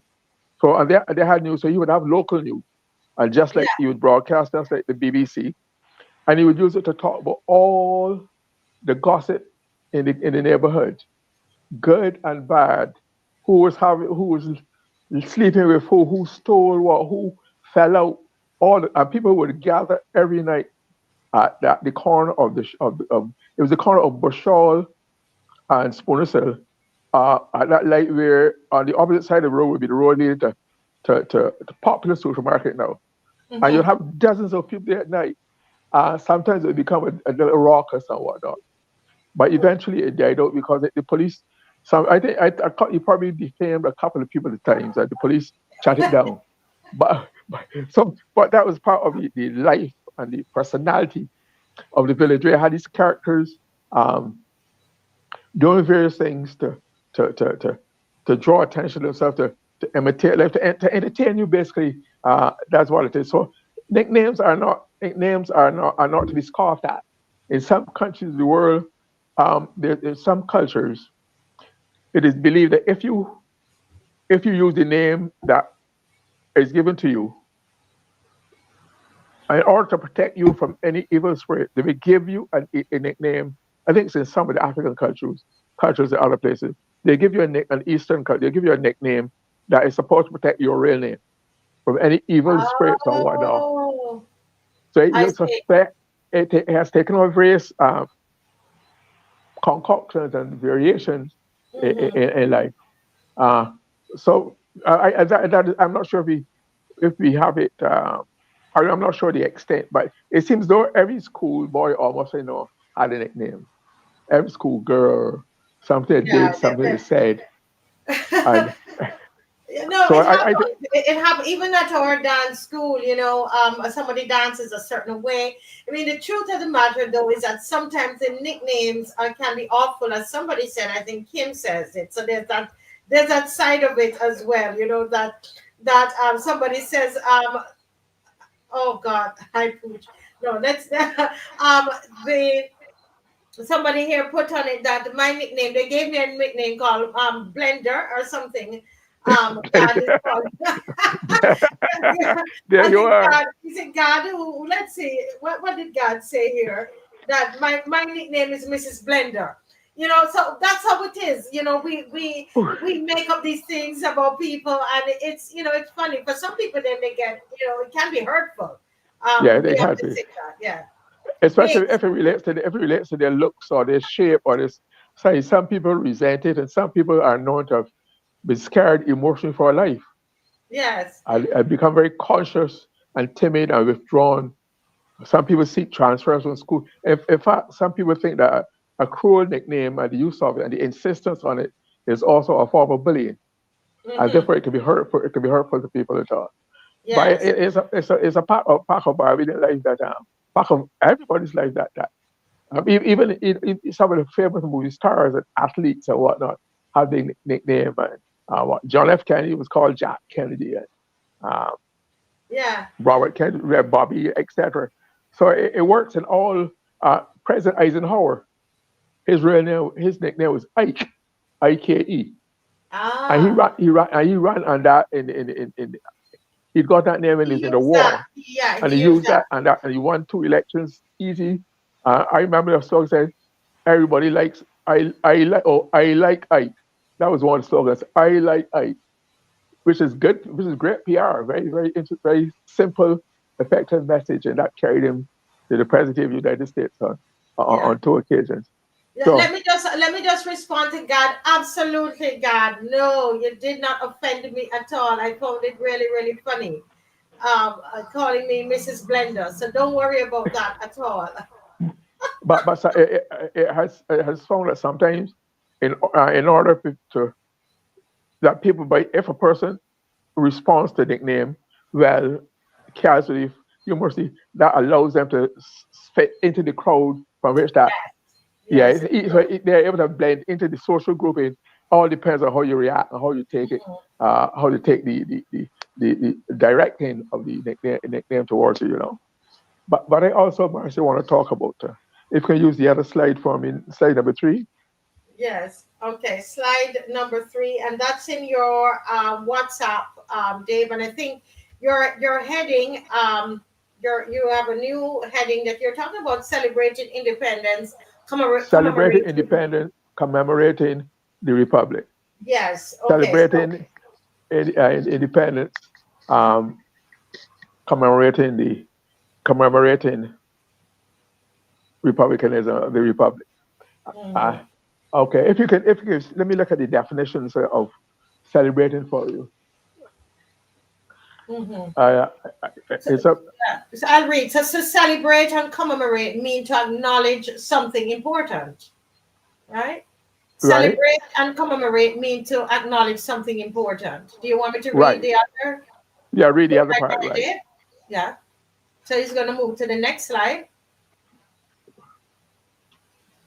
Celebrate means to show appreciation for something through festivities or gathering. right. And to commemorate, And to commemorate, we're getting to that particular slide, means to honor or remember something through observances that remind people of the event's importance. right. So if you observe yesterday in particular, we were already celebrating independence Hmm. and merely commemorating the fact that we were supposed to have been a republic for 3 years. Because Hmm. there are no symbols attached to being a republic. Hmm. It is almost an abstract idea. We don't even have a finished, settled constitution yet. There's no music. There's no republic there, drink or dance or food or dress. So republic has not have any symbolism uh, for people. And symbols are important to nations because symbols personify, exemplify, crystallize, visualize the soul and spirit and persona of a nation. That's why you have a flag, an anthem, a pledge, all those things. Those are not happen by accident. There are reasons in human society. Those are functional things. Like I talk about function and like these are functional things. They help to identify, create the spirit, the identity of the country. So that is why we have, on the other hand, there are no tangible, visual, audible, edible representation of the republic right now. That's why it's just another term almost. There was nothing yesterday done during the celebration that specialized republic. All was done by independence because independence has had a network and a collection of symbols and activities. There's Hmm. music, there's Yes. food, the conkeys, and all. So to celebrate, to give it meaning, give it, and I think that is one of the mistakes that the government has made in foisting republic on us without giving it the attending support symbols. It was not accident that we had an anthem and a flag and a pledge, national colors, etc., to go because the people who were there realized that these things are they realized how you build society, how you create an awareness, how you create an Yes. identity. All right, Mhm. but so just as if Prime Minister Barr just said we're independent and left at that, it would just Mhm. be another term. But it had to give it meaning so people could relate to, identify with, repeat, talk about, Yes. spread, and all that helps to let people imbibe it into their persona, their psyche, the whole being, the whole country, Hmm. or society, people abroad. But right now, that has not happened with Republic. And I think, and I said there's nothing edible or audible But I think there was a Republic song at one time done, When Yeah. I yeah, when I think might have been sung by John King too. Um, when we were talking about Republic, I think it was for the 1990 elections also. Okay, That's I think when I heard you mention this before. We need to research that. So you're saying there was there, a there's a Republic song? there was a Republic song. I remember it was being played. It might have been played too on CBC. I remember seeing some videos about CBC. Yes, yeah, there was a production of Republic. Um, I think almost, yeah, almost was a surprise, but it was, and yeah. But then the whole idea of being a republic, having a referendum and going republic was postponed because of it was becoming controversial and divisive, etc. One of the problems about a referendum is that you might say let's have a referendum on conkeys. Mm, Should conkeys become another national dish of Barbados? And if the government proposes that, and this happens all over the world, people use, even though the ostensible official concept subject is conkeys, the yeah. rest of the country, your opponents will use all kind of other things to attack you on because it's a chance now to put the government under pressure and focus attention on them. So that's why people are very weary about how they use referenda, right? And, Mm. and, and whatnot. But I'm saying that not enough thought and forward planning was done. As a matter of fact, I and if I saw yesterday, I thought yesterday's parade at the Kensington was technically very good, very colorful, etc. But I still am yet to see the Prime Minister identified firmly with national colors. Colors are important. The national colors are important. I don't know if you saw her with a video of her speech. She was not Yes. dressed. She was not the official colors, and the Prime She Minister of looked all people. good. She looked really good. But I do understand what you're saying. I didn't want to say anything because some people think you're overly, but Well, no, no. I'm a very patriotic person, Well, and but no, she did but look. right is She right. was very Right is right. beautiful. The official color Barbados colors are ultramarine, gold, and black. Ultramarine, gold, and black. Okay. But then we had Peter Ram came and saying blue, yellow, black. Hmm. I remember it was abroad when that song came, when I called home and spoke to some people in government and said, those are not the national colors. If you allow this to be sink into the society's head, they will start to say that these are the colors. You had blue, yellow, black. Even yesterday, I see Natalie saying blue, yellow, no black. So these things, and there is a code of ethics and behaviors and treatment as you would know, matters how to treat the national symbols. And that Yeah. is the reason why they were specified as ultramarine, gold, and black are to make sure there's a consistency and authenticity and people respect them and do not treat them at all. If you look at the Prime Minister is not wearing ultramarine, gold, or black. She's wearing a yellowish, greenish, bluish. I know there are all kind of fancy shades and so on, but the official colors on the Prime Minister only wear, especially on major occasion. It's a state occasion. The whole world is watching. You have Akeem Jeffries and 9 or 10 of his colleagues for the U.S. Congress.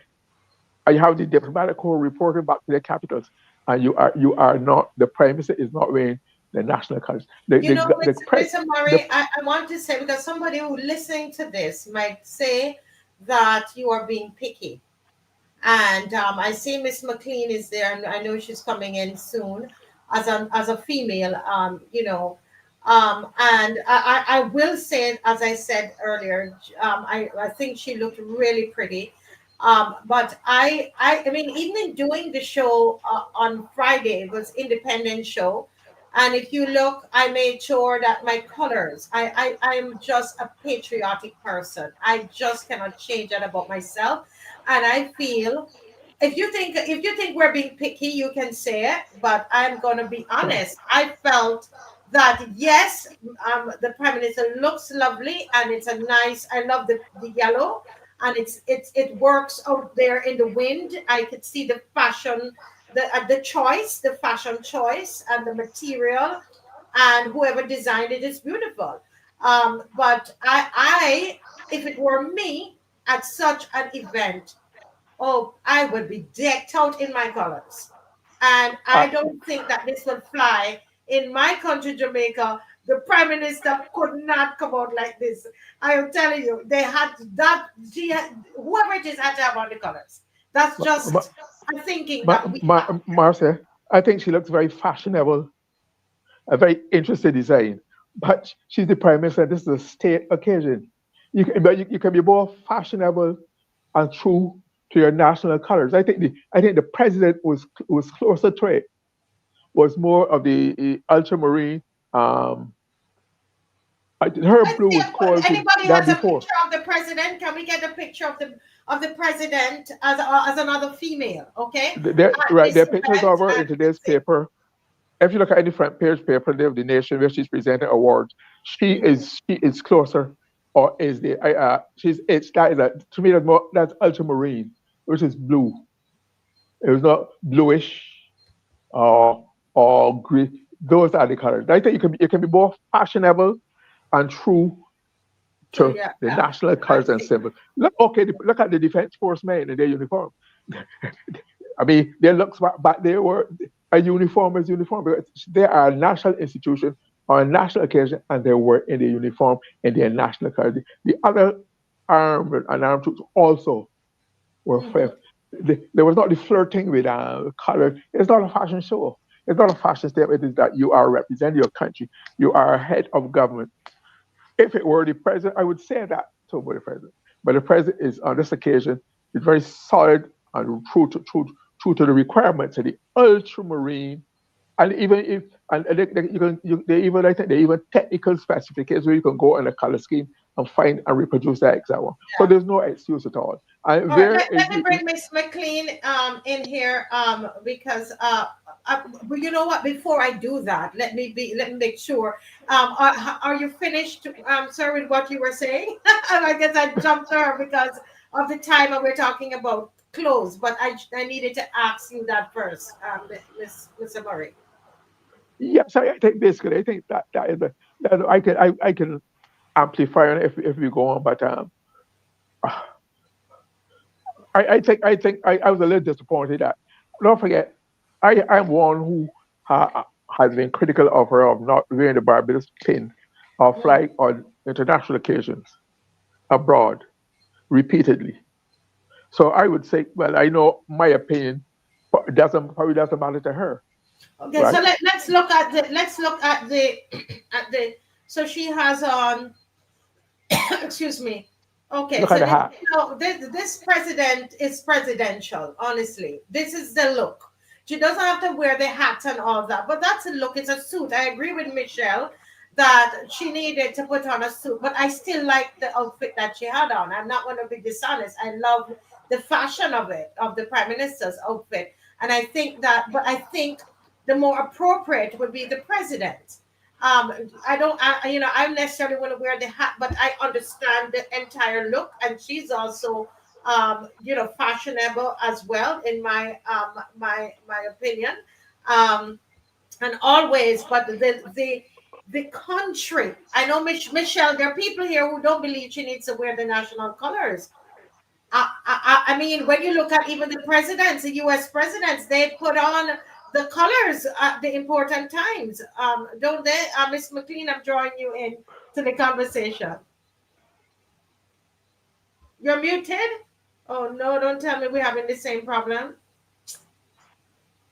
But but but I don't understand why people think it is not it is not Kadooment Day. It's Barbados' National Day. And therefore, I think all people, especially in official positions, people wearing their ties with the Barbados colors. So if men were wearing suits with the Barbados colors, so if men can do it, why can't women do it? Or why should women do it? It's respect, it's reverence, it's identification with, it's promoting, it's exemplifying your country. Nobody is exempt. Nobody is the same way nobody is supposed to be above the law. Nobody is above having to meet the demands of proper government protocols on official occasion. Yeah, I think Miss McLean seemed to be having some technical issues there.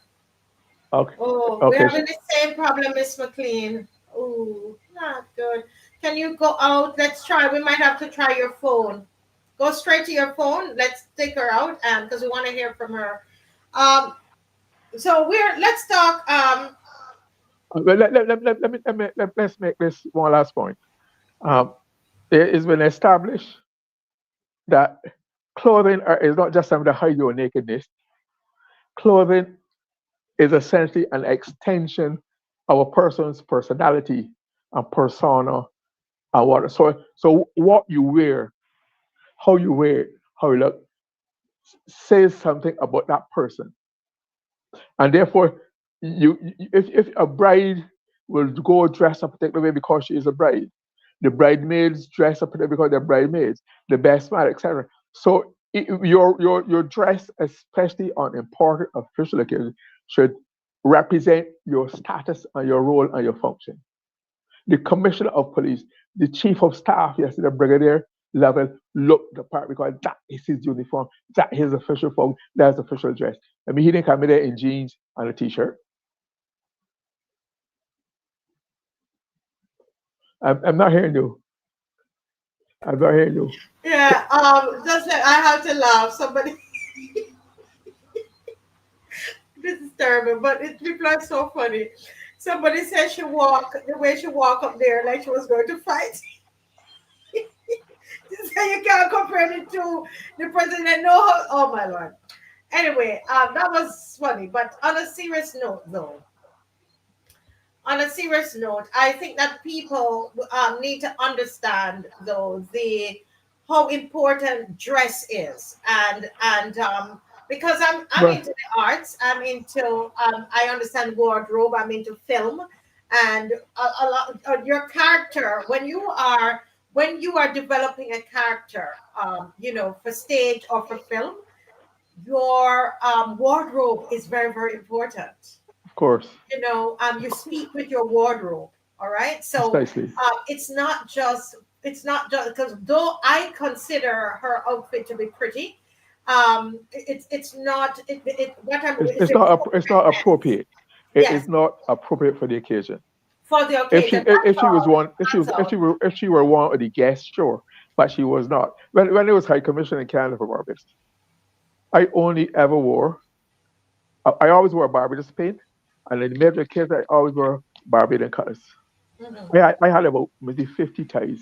When I was in Barbados and I was in charge of community independence, I used to wear a different Barbados tie every every day Mhm. because you have to encourage people. I remember at that time we had people who would the whole week you'll wear your colors, and then on Thursdays and Fridays you wear your t-shirts. So it was a whole week of the dressed up the whole city and talk about it lifts visually a sense of message and it induces a feeling of positivity and belonging and oneness among people. So to me, that's a proven given, like the 4th of July in the United States. Exactly. Exactly. And if you and so I understand people. If you don't understand, a lot of people who don't, the point is this: I know we have gotten very casual in what we do and so on, and that will work in some instances. Okay, so you've got to know what you're doing and the messages that you're sending, and I don't think, yeah, that's what I'll say about that. Let's say Miss McLean can get in here now. Hi, Miss McLean. Hello, can you hear me? Yes. Yeah, I think I had something opened on my phone on my computer that might have created a problem. Oh, thank God, So I because we just shut wanted down to hear everything you. and came out. Okay, wonderful. It's good to hear your voice, man. Well, where do you want me to start, Michelle? Let me just say this, and you will call me the diplomat. Invitations to official events like that usually specify business or formal wear. Mhm. Um, while the prime minister does not like probably or she prefers other things, I think that there's some things that constrain you And so my preference would have been for something like what she wore on the opening of Parliament in 2018. But and that she looked very elegant and whatever. But I believe she might figure I am who I am. But I looked at the pictures of her colleagues. In fact, I was gonna. It's funny that you're talking about dress because I was wondering if there was a uniform um, the men in the cabinet, because it seemed as though they all were wearing the same shade. It was a blue of some type, but they were all wearing what looked like the same shades. I wonder if there was somebody decided to clothe them for the event. But I just think that it wasn't consistent with the other officials, the other, her U.S. guests, the diplomatic corps and so on. But that's all I would say about that. But you Yes, see, yes. these things send a message. And while the prime minister may be saying to the world, I am my own woman, I do what I want, there's a time and place. I know she probably has, I know somebody who makes clothes for her sometimes. These people make for a number of, for people on these occasions, and that might be her preference, but it looked more like resort wear than formal wear. And as head of government, that says something. If you notice, for example, on official occasions, if you looked at how Hillary Clinton dressed, because she had to travel on planes and because women have to sit on stages and so on, she often wore a pantsuit. So pants, a tailored pants, but my father was a tailor. I think I'm not going to bother about that anymore. I think that people have expressed their concern. It didn't look typical, and it certainly would not have been my preference for that occasion.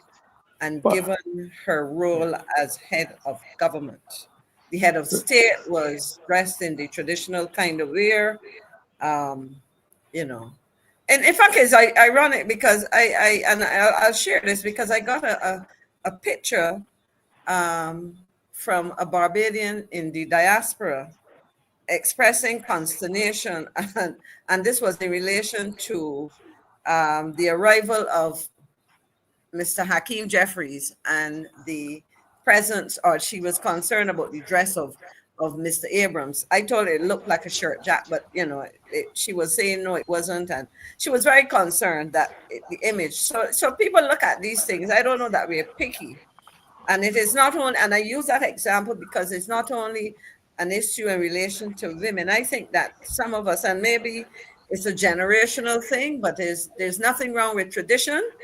Um, and traditions are not only Western. Africans have their traditions as well, and other countries, etc., and their sense of. But that's basically what it is. So I wouldn't belabor the point. Yeah. Um, But but my name is I McMahon. go My name before is you go, Pamela. Marcia, Okay, my name is Pamela. But my can I have name is one last? Pamela. So I go ahead. know. Go ahead, Can, Mr. Murray. yeah, can I have one? Um, I'm not. There's nothing wrong being picky if you're looking for what is right, what is correct, what is desirable, what is expected. Maybe you expect to be picky in your schoolwork or your master English. Why can't you be picky about these things? Yes. So I make no excuses for that. Apart from that, it seems to me, especially, I'm glad you mentioned Hillary Clinton. If you notice that Kamala Harris did the same thing, she wore a Yes. suit, right? Um, for functional reasons, like you said, etc. But it also looks more business-like. But if you look at some of the women in politics in Barbados today, in the present administration, they seem to be always they don't normally wear suits and jackets and looking professional. They look as though they're all in a fashion exposition. They're fashionistas, and it detracts from this. Detracts from the seriousness with which we view them. For those visual messages count. Can On the I other say hand, one of the things I used to love to see Trisha Watson in the Senate. I thought she carried herself. Yes, there are times where she might have without, no sleeve, but she had a tailored look. Trisha Watson, I used to like to see she carried her to me very ladylike, and if I'm just going back remembering, I used to just like her look. And I thought Yeah. that look was great. But My, Mr. Murray, uh, yeah, one last thing. Maxie, you mentioned Hakeem Jeffries. If you notice, he wore what do you call it, sneakers, trainers. Mm-hmm. He's in a suit.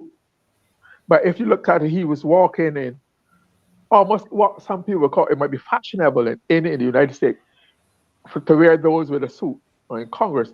But certainly it was out of place on an occasion like that. So I noted it, and then I wondered if he wore them for where he was. But and I also know it also took me back to seeing images of persons dressed in business suits and those shoes. So maybe that's you know a yeah, trend. But I I, think I, I think I hope it's not attitude. You're coming to quote unquote the islands, and therefore you can be relaxed and casual. It doesn't matter. It matters for us though. You should always treat us the way you dress. The effort you put into your outfit says how serious, how respectful you are of whatever you're going, whom you're going to engage with, and what you're going to do. That's it, plain and simple. but yeah. his tie looks as though he's recognizing the colors of his Of Exactly. course, So of course. this is what we're saying here. That I'm just saying that as somebody who was born in Jamaica, that our whoever is representing the country on that day, let me tell you, they better be in those colors because colors and dress matters. It does, and Uh, those are your colors, and those are important. The last comment on this because we will No, continue to no, go. that's the Uh, last one. Yeah, Marcia, we were everybody was high in their praise, fulsome in their praise. How the team from Barbados that went before the That's what OS, I was going to talk about. But go ahead. everybody. So you tell me they must represent Barbados abroad and to the ultimate. And the head of government in Barbados can't do it for Barbados on a major occasion. Actually, You Dave, know, can you put up the picture of those young people um in Washington? That's where I want to get at, guys. right, Do there you you are. see, Miss? Do you see how proud you all felt when you saw those young people um in Washington sitting there representing? Do you remember how you felt? And it wasn't about their hairstyles. Yes, the guys had their hair plaited and one had his in a ponytail at the back and all that. But did you remember how they were dressed? Do you remember the colors and what it meant to you and how you felt? That's what we're talking about, and that didn't just happen. Same process. If Dave could get that on the screen, it started with me coming to the meeting and saying to them, "Listen, this is going to be important." I started talking to them before even Mr. Murray came, but then Mr. Murray came, and then what Mr. Murray did, Mr. Murray came, and Mr. Murray then cemented what I was saying to them because I said to them, "You are going to Washington, and you're representing Barbados." And we started to look for those ties. And one of those persons there, I can't call, I tell her, Michelle, is who sent me those ties. And people in Barbados have messaged us and asked us, can you tell us where to get those ties? This is what I'm saying. Were they weren't the exact colors, but we did the best that we could. And we said, listen, this is what we're wearing. And we were very, very strong about it. And those women made sure I wasn't there, but they made sure and they got all those pins and they got the little. I remember going on Amazon and ordering those. I ordered a little yellow thing there because it needed to look a certain way. And that's exactly what we're talking about. We were representing something. And that's all we're asking of our leaders, right, Mr. Murray? Yeah, Exactly. that's it. All All right. right, so we are done with that. Yeah. We're done with that. But now what we want to do, because we took up the time talking about that, but I guess we all get passionate about different things. We want to look at the PM Prime Minister Mia Mottley's speech, her independence speech, and the leader of the opposition, Mr. Ralph Thorne's speech. Okay, so we're going to, I don't know, I think Dave has the Prime Minister's speech. So we're going to look at a couple of minutes because hers was really much longer than Mr. Thorne's. Mr. Thorne's was probably about 5.5 minutes or so, and hers was 15 minutes. So we're just going to listen to a couple minutes of hers and then a couple minutes of Mr. Thorne's, especially the latter part of Mr. Thorne. So go ahead, Dave, if you're ready.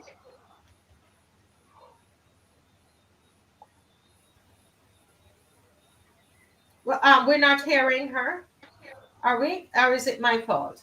Can you hear? No, the volume, it needs volume. Okay, right. So he will work. In the meantime, we want you to review it. We want to look at it as citizens and be honest about the speeches. And what do we think about the tone, the content of the speech, the structure of the speech, the delivery, all of these things we will look at. So go ahead, Dave. We know that we have choices and we can approach life with a spirit of hope and can do, or we can find every reason why we can't do something. And that is why I asked us recently and will reinforce over and over and over for the next few years, God willing, that there shall be beacons of renewal. And that as we face the world, yes, we're going to stand up and be accountable for what we do. We're going to do what we say when we say it and when we mean to do it. We can't resile from that because we are people that depend on each other in order to achieve what we have to do to fight off all of those difficulties. We're also a people who have been resilient, and we have found it possible to endure the worst aspects of slavery and colonialism. And as we live today, we are turning from cheek to cheek, from pandemic to cost of living, from cost of living to climate, from climate to violence and instability and assault weapons. And I say to my brothers and sisters from the US Congress, we in the Caribbean pay a heavy price for your Second Amendment rights. And we need to find better ways of removing assault weapons from the hands of the people of the Caribbean, because we know only too well that while guns don't walk and talk, they kill. And we need to take them from our landscape in this region. We also recognize that we must have respect for ourselves and treat each other with respect, recognizing that not all have made this journey, but we have a solemn obligation to bring the rest of you.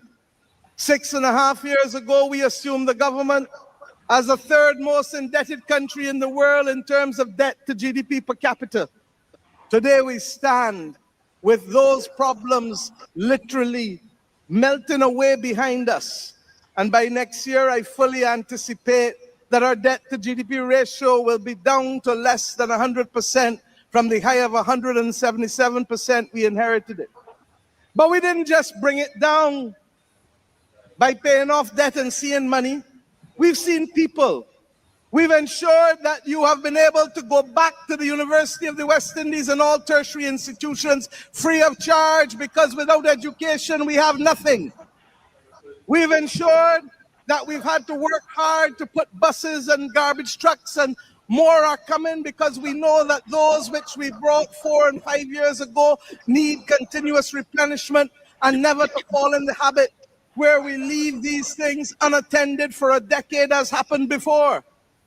We are aware that we have a responsibility to renew our social services, and whether it is bringing modern legislation for child justice and protection, reforming a welfare system that is Victorian in everything that it has been, reforming a 19th century criminal justice system, creating opportunities for a new business Barbados, but above all else, creating the platform for the acquiring of skills so that you can help us build out this nation, because 2025 promises to be a boom year in terms of activity and energy and construction across this country.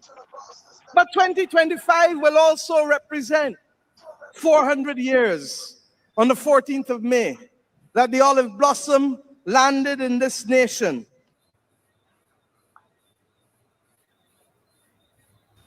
All right, so we're playing a section because she spoke for over 15 minutes, I think, Dave. And right, so we said we're going to do that. So let's have a talk, and then we will play Mr. Thorns. I think we should do it that way. Gender people? How is that good? I think you should play both. Okay, play the other one right now. Because if you're doing a comparison, I I mean, see. yeah. Makes sense. Thank you, ma'am. All right, so we will play Mr. Torrance. Okay, so let's play. We're gonna play Mr. Torrance. So Dave, if you can go ahead and do that for us, and make your notes. Remember what you're saying. We want to hear from you, the people, as well. And I'm going to invite some of you to call in. Let me get that set up. The calling in set up. All right. All right. Go ahead, Dave.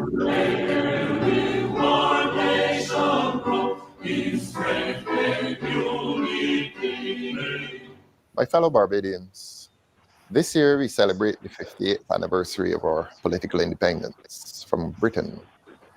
58 years ago, on 30th November 1966, Barbados became a sovereign state.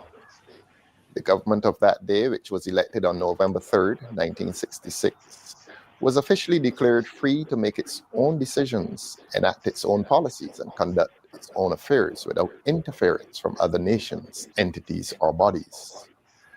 Political independence was a necessary step in facilitating the development of Barbadian society and the ability of all Barbadian people to make decisions that reflect their will and needs.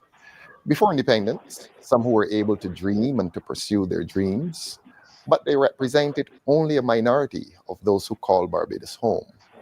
For the remainder years of colonial rule had eroded their self-esteem and self-belief.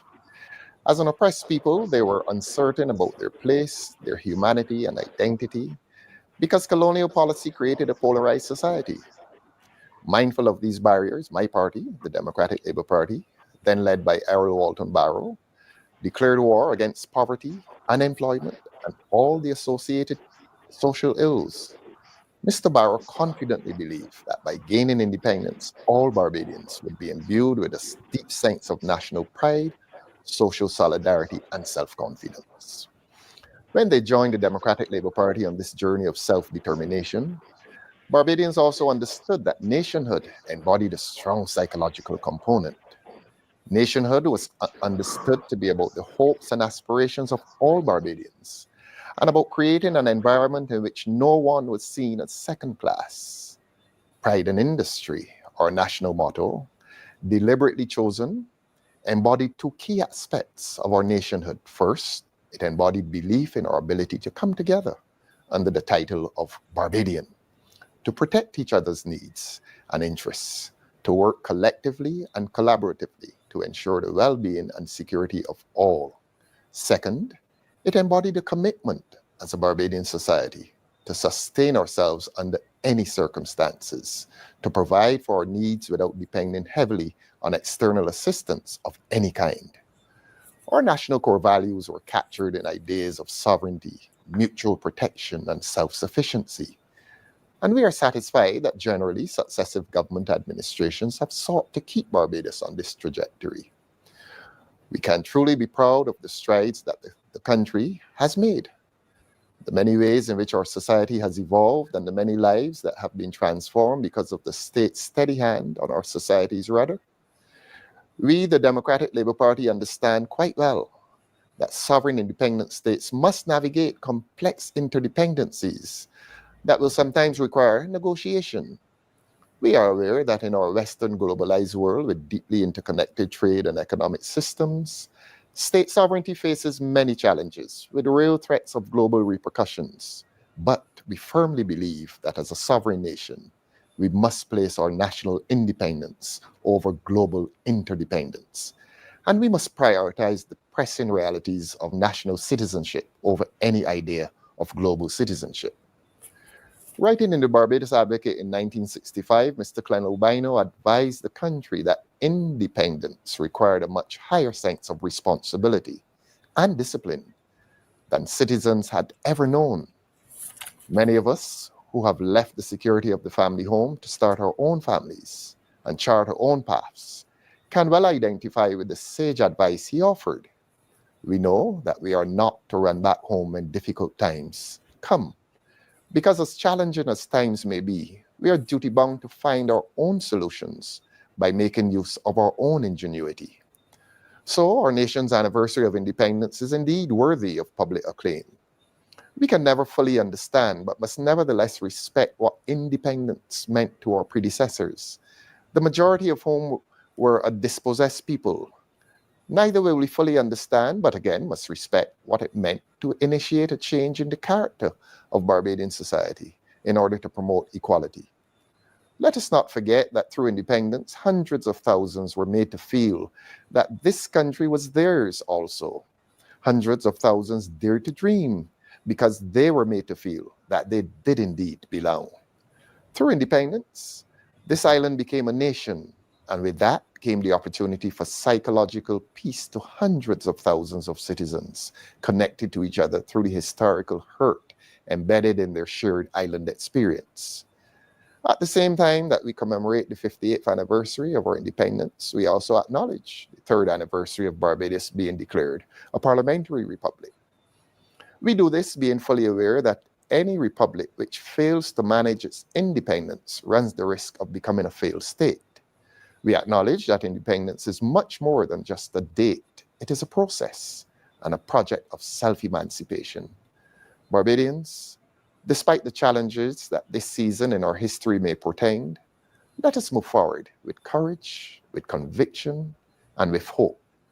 Let us honor the legacy bequeathed us by our ancestors by reclaiming the features of Barbadian life that made us unique. And let our foresight, determination, and perseverance be the history taught to future generations. We wish everyone a happy independence.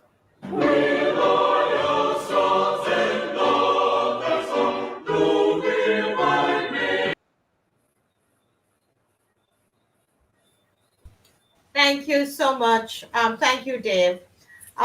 Yes, so let's hear. I'm seeing comments in the chat, and I'm going to read. I promise you, I'm going to go through the comments, and I'm going to read them. I'm going to read as many of them as possible. But let me just take. Let's hear a few minutes, and take some thoughts from Miss McLean. You want to go first? All right. I would love to hear the comments, but I would ask a couple questions. What, from the perspective of the listeners and from my perspective, do I expect on an occasion like this? What was the occasion, and what was, what is my expectation? And I really will say that the 2 speeches to me were a study in contrast. One, and I believe it was Miss Harper who you'd put up a comment from her earlier that it sounded like a platform speech, and somebody else referred to a platform speech as well. And the other one was what I would call an address to the nation. I note that the Prime Minister at some point folded up her speech, and I believe that she has a habit, or I would call it a habit of moving away from the script, so to speak. And that was particularly problematic for me in the context of the Independence Day parade, which has been expanded, and in which you have specially invited guests.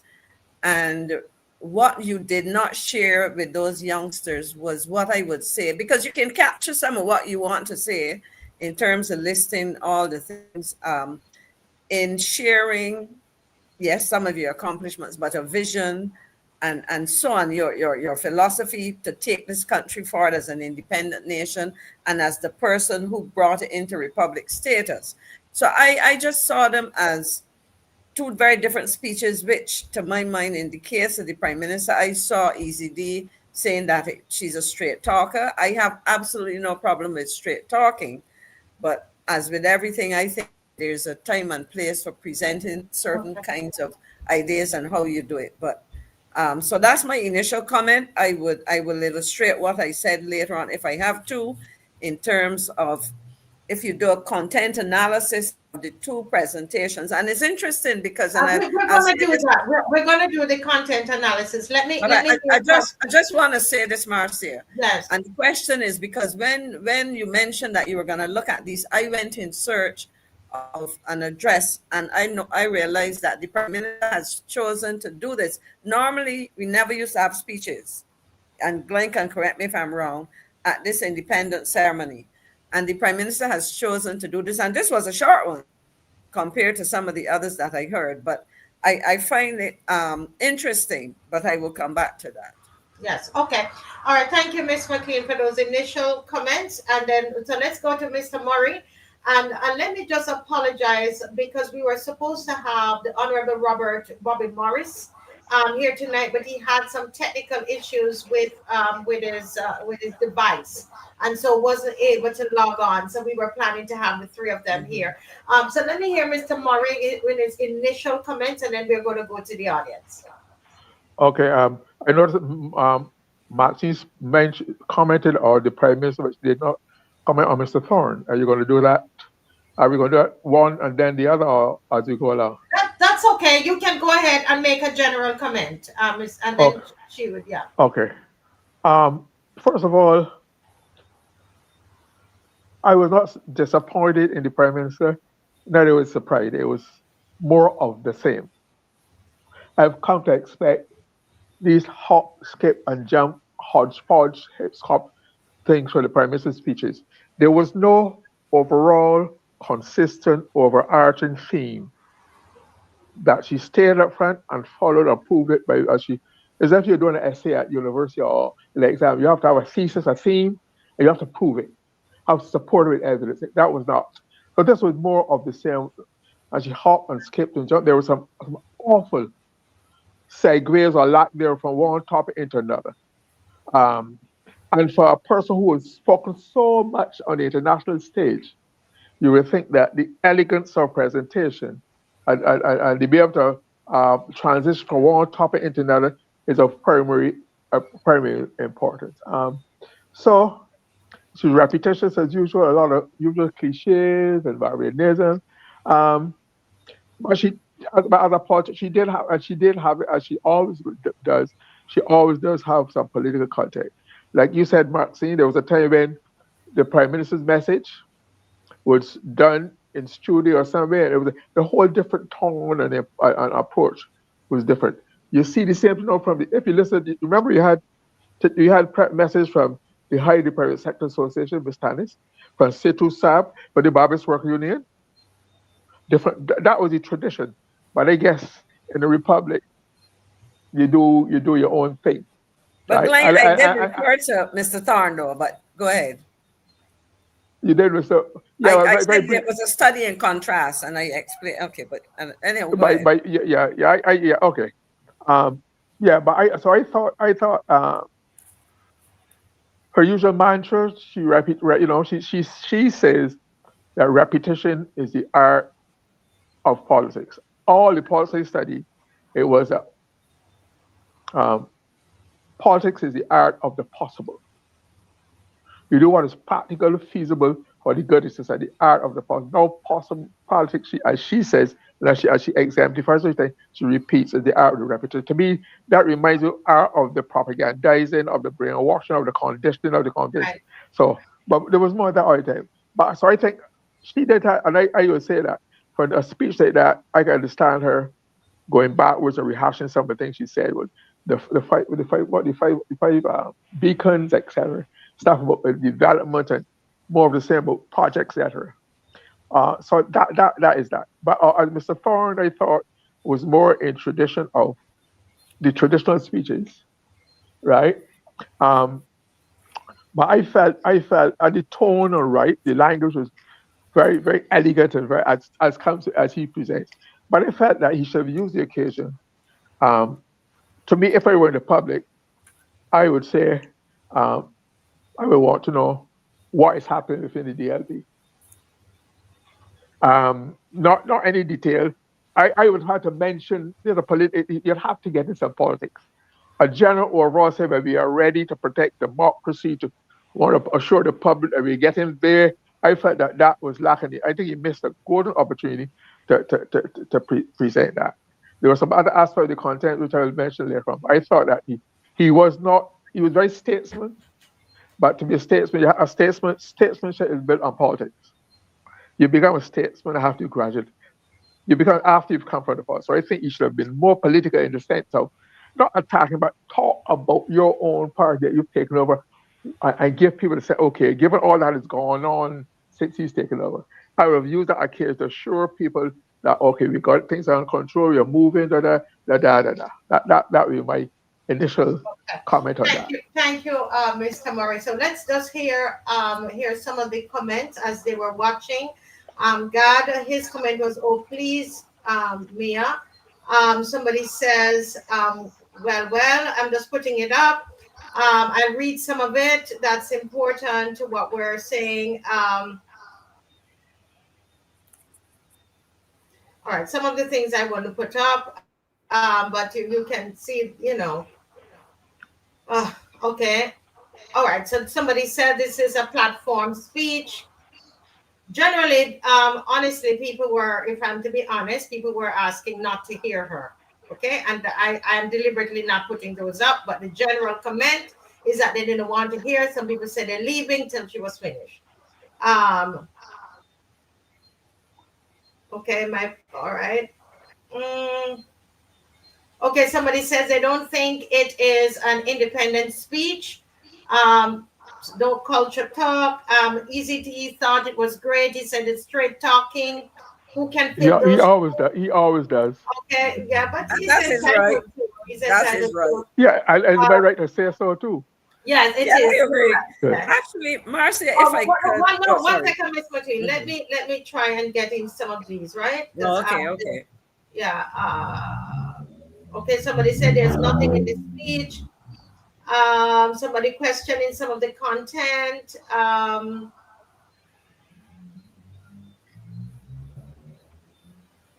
Okay. Some of this I want to put up. Sorry, somebody says empty.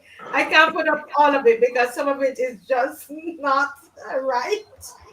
I can't put up Prime Minister's speech. Jeannie Martin says Prime Minister's speech did not resonate with me.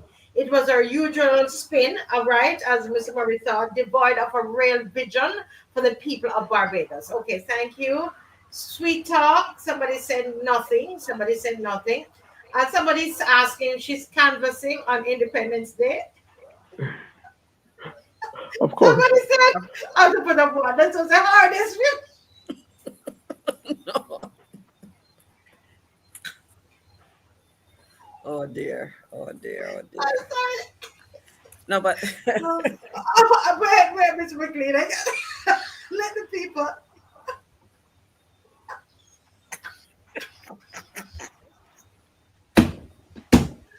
Oh, I was saying I was putting up some of these, and then I got to do it.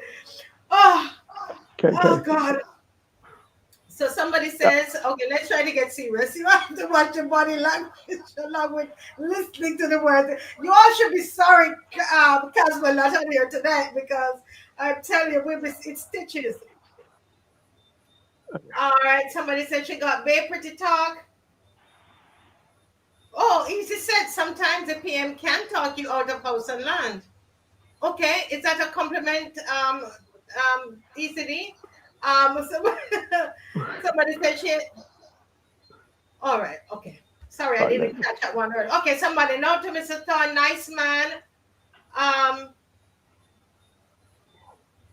Can we? A decent man. Oh, concerning the way this is independent address coming from the PMO Lord, no wonder the school children got restless. Oh, they were talking about the Prime Minister. Okay. Okay, I really want, let me just get down here a little bit. I wanted to read some of Ralph's and then we will go, right? Somebody said Mr. Thorne understands. Great job, Mr. Thorne. They call him Prime Minister Thorne. So true. Scully Dow Kennels. Scully, right. That's the one who gave me all the trouble. Okay. Mr. Ralph Thorne, the man in the spotlight. I wanted to see if Easy D had another comment about him. Mr. Thorne does not come over as a platform speech, but as an address, kind of like what you had said.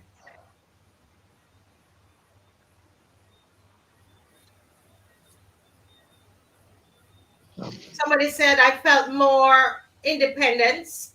I guess that it was independence watching Mr. Thorne address.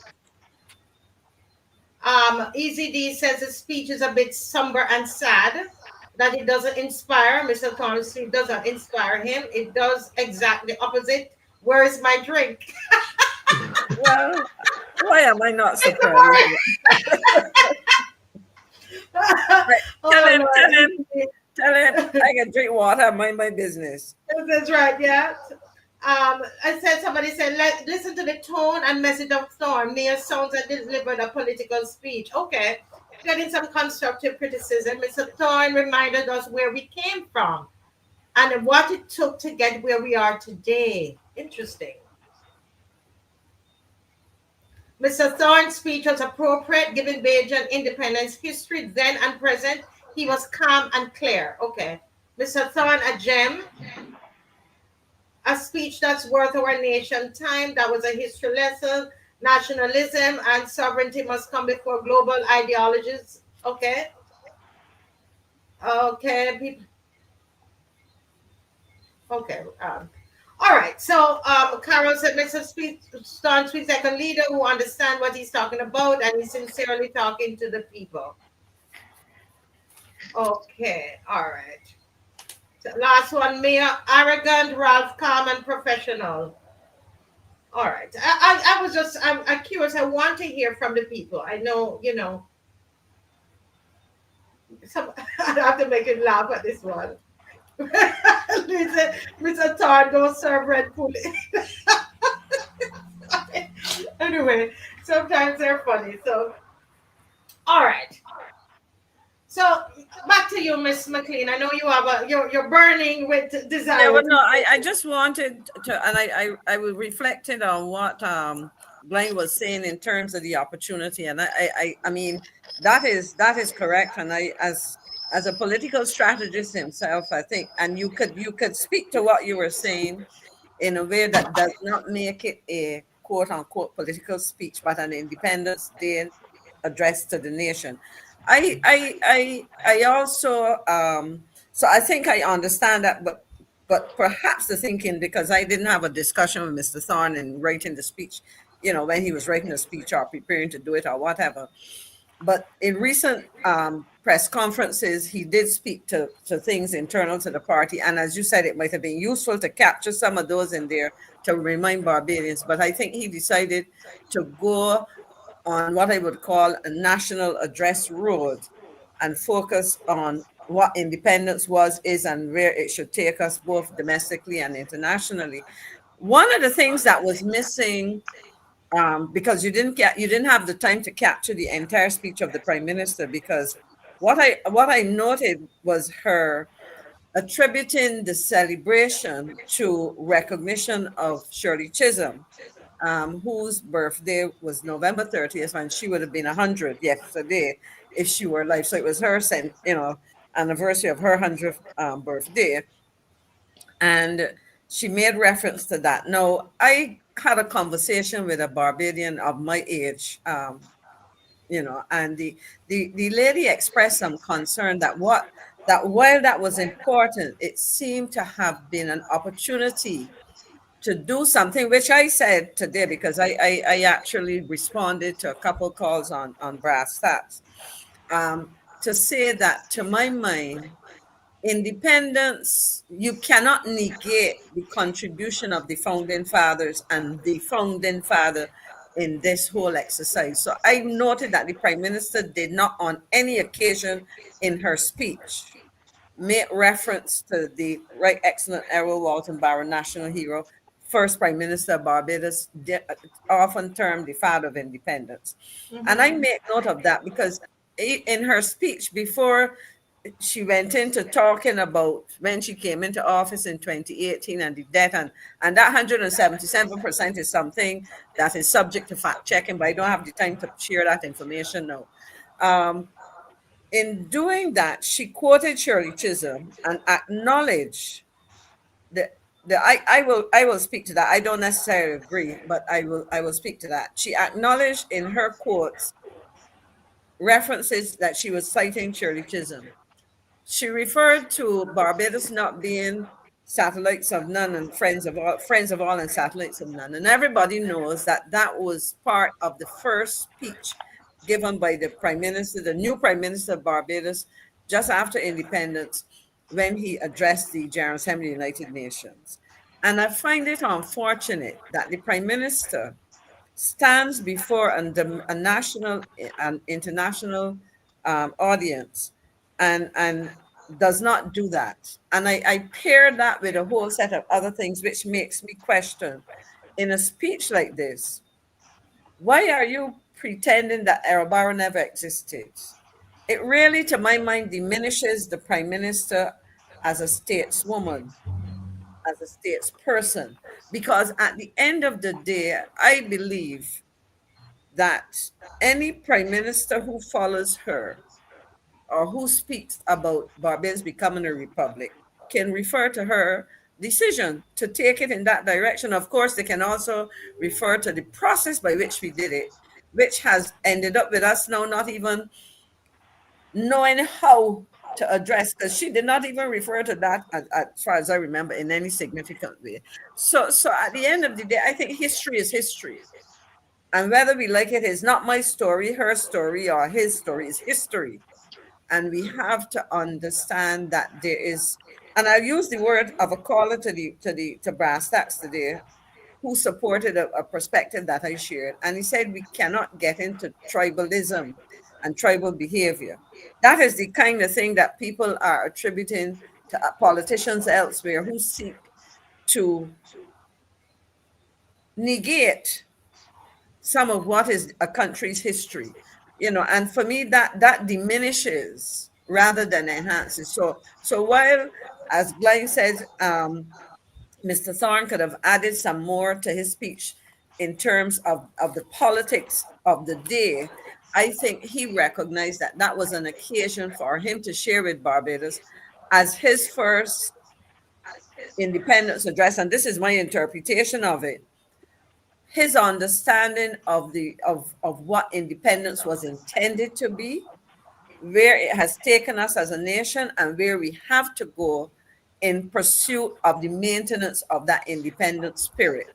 And so the teacher in me said, if I had to hand the two speeches to students, whether they are primary school, secondary school, tertiary level, university, BCC, or whatever, and say to them, listen to these speeches and engage in a content analysis and tell me, what did you get out of the speeches? It would be an interesting set of information, but Yes. I'll pause there because I can share some of that later. But I think Yeah. that is it. What is the purpose of the speech, and what were you able to achieve given what people anticipate is the purpose? But Okay. we Thank may you, have Mr. another McLean. purpose.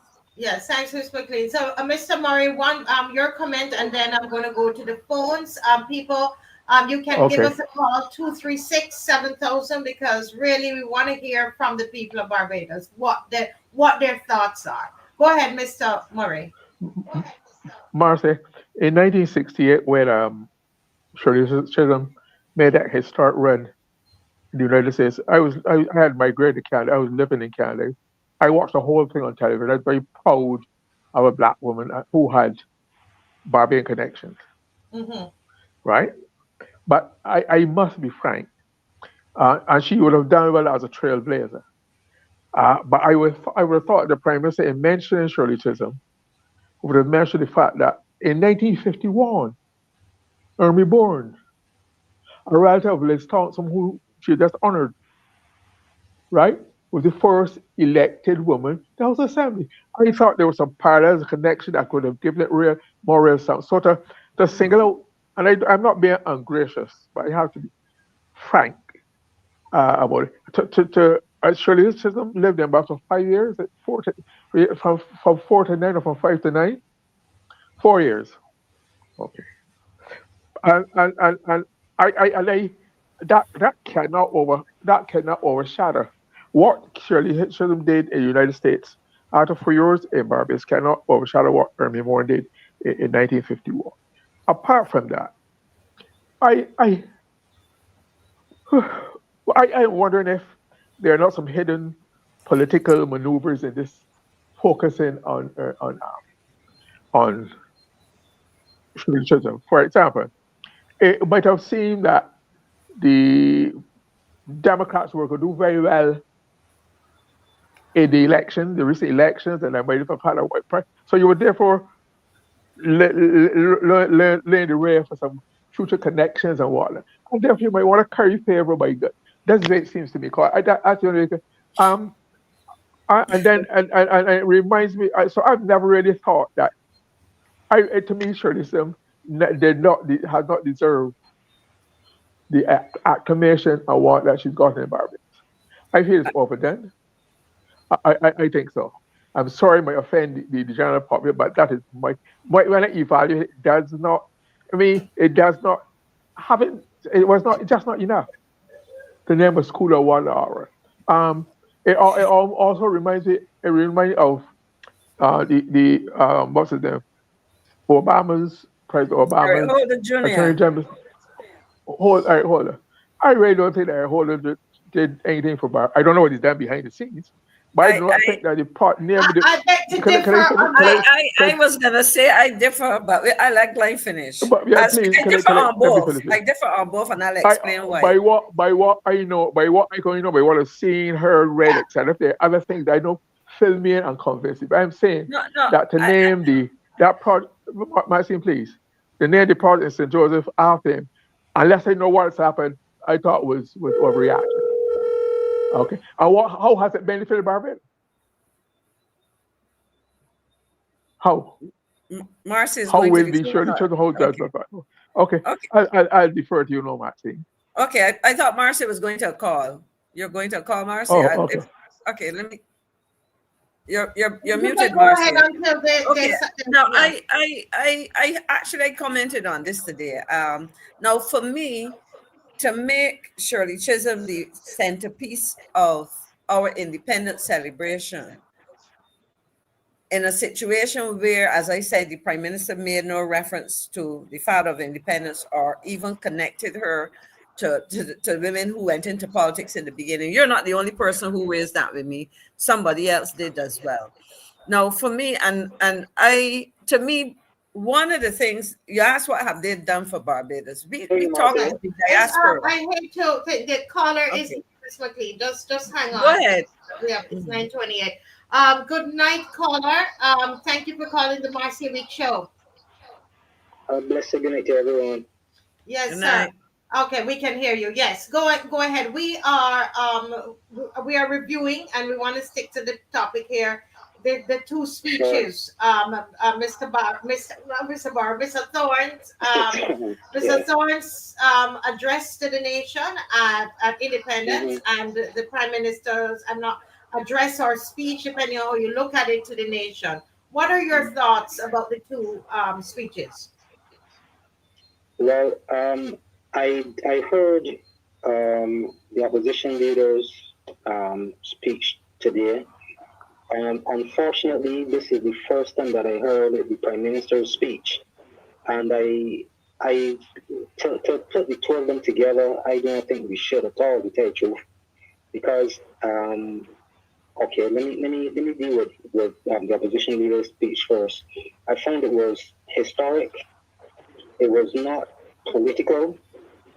It was not an arrogant address either. There were no promises, but what I found was that there was subtle references to where we are now, and it was just an address to the nation of national independence and such like. You know, like I said, it was a subtle reference to where we are now.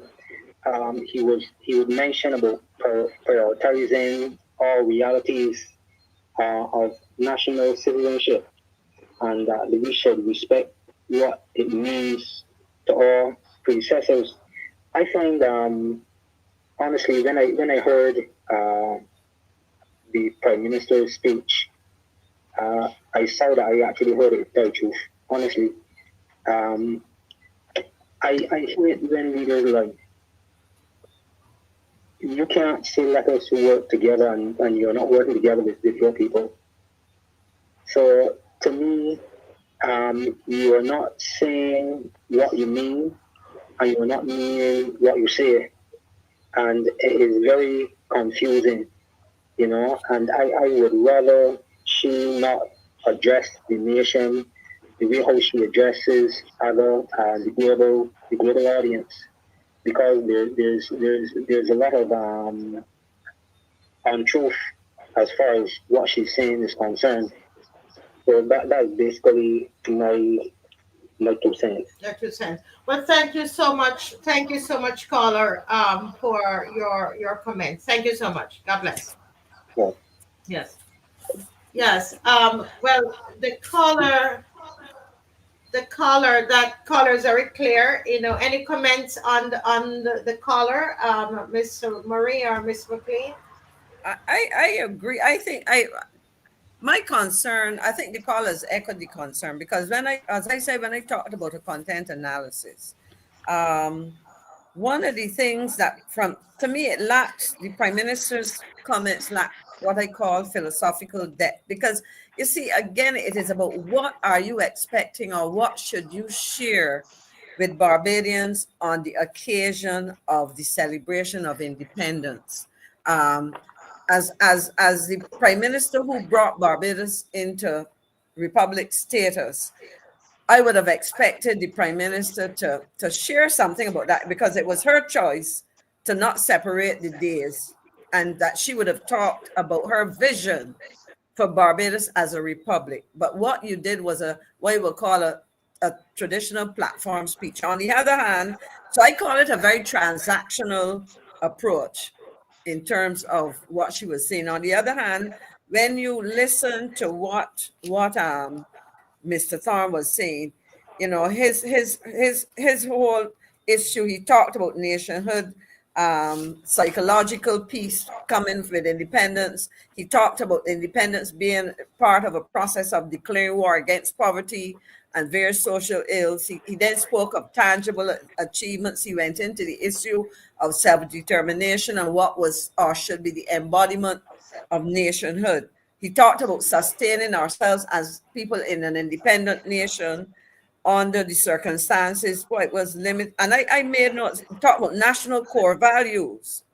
And he made this point because as somebody was making the point about a national, and I took down the quote, we are satisfied that successive government administrations have sought to keep Barbados on this trajectory. So in other words, he is saying that if we look at independence of the 58 years, we have had, in the case of Barbados, two political parties forming the government. Yes. And therefore successive governments, whether it was the party that brought them into independence or the Barbados Labour Party, and as they took turns in governing, his words, we are satisfied that successive government administrations have sought to keep Barbados on this trajectory, that trajectory being sustaining ourselves as, and focusing on national core values, etc. So in essence, it wasn't partisan, and I don't think that an independence address, and that is what has been styled over the years, should be partisan. I don't know what Glenn thinks. Yeah. Well, just hang on. We have a caller. Mr. Murray, give a moment, please. Yes, go ahead, caller. No problem. Good night, Marcia. Good night, panel. Yes, thank you for calling. You're welcome. This is the season, or what's the season of independence? And if from a governmental perspective, political perspective, we are going to hear from our leaders in a speech, that speech should have left us with a sense of pride and motivation from where we came from to where we are and to where we gotta go. If the speech doesn't say something like that, it is not worth listening to. As a citizen of the nation on Independence Day, and you're hearing a national statement, that is what I should come away with, feeling that sense of pride, that sense of being glad to be a citizen of this nation with purpose, with a destiny in my focus. I didn't get that from the Prime Minister's speech, unfortunately. I got more of it from Mr. Thorne. Not enough, but more of it from him. And I want to say two things that Mr. Thorne said, though, that I thought that were outstanding. He said if we fail to manage our independence and our independent status, we become a failed state. Mm. He also talked about guarding or securing our independence above global interdependence. If we don't value this, we will lose it. And if we lose it, you only know the value of something after you have lost it. It should be the other way around. We should be taught the value of our independence. He referred to those who fought for it, those who lived in the early stages of independence and how they value it, unlike how we are valuing it today. If we don't seek to secure that, if we don't seek to value that, if we don't seek to put that in a bubble for our own self, we're going to lose our identity, who we are, and our focus for the future will no longer be there. It will be somebody else's focus. So I also wanted to hear more of that coming out, more of where our eyes should be going, our focus as a nation to build the nation up. Mm-hmm. So this is what it is, and this doesn't happen all year round, just on Independence Day and in that season. So whenever you hear something, whatever message is sent, it should be a sense of nation building. Yeah. Well, thank you so much. And you thought that some of that was in Mr. Thorne, but you felt you could have gotten a bit more of it out of his speech. Yes, for the future, that to say where we are headed. Mm-hmm. But he did say a lot in his speech. That's why I quoted those two specific things that he said. Okay. All right. Thank you so much, caller. Thank you. Very well analyzed, I thought. Thank you. The number is 236-7000, 236-7000. We want to hear from you, hear your thoughts. You're part of this conversation. We're Barbados, right? All of us. Mr. Murray, you were saying something when the caller called. I'm so sorry. I listened to. I agree with what the caller said about Mr. Thorne and what Martin said, but I still think you can make a political speech on national occasion before being downright parties are nasty and attacking the one. And if I notice, all politics is local. And I don't think you can lose an occasion to. He's not a political figure. So therefore, it would be naive to expect he would not be political, but he could, in the same way he was able to craft language to have dealt with certain other issues. Very elegantly, very well done, very tastefully done. He could, to me, he should have done that with the same thing. But before you forget this one, when I grew up, I did not grow up stupid under the Union Jack. Period. Did not. Maxie, your brother in real school, we never felt stupid. We never felt oppressed and had no value, except we had other priorities, education, and getting all that. So so therefore, when I hear people dismissing the whole colonial experience, I never felt oppressed or repressed because I came at a time after 1951 with the adult suffrage. Barbados, 1937, then 1951 with adult suffrage, Barbados a turn for the better. There were all kind of improvements, and because Barbadians then at large were beginning to be in charge of their own destiny. Then in 1954, we had ministerial government. In 1956, we had 54 we had cabinet government. 1956, 50 ministerial government. By 1961, when Mr. Barrow won the government, Barbados had earlier that year had full internal self-government, which means only Britain was responsible for only the defense and security and foreign affairs. So we were doing all that.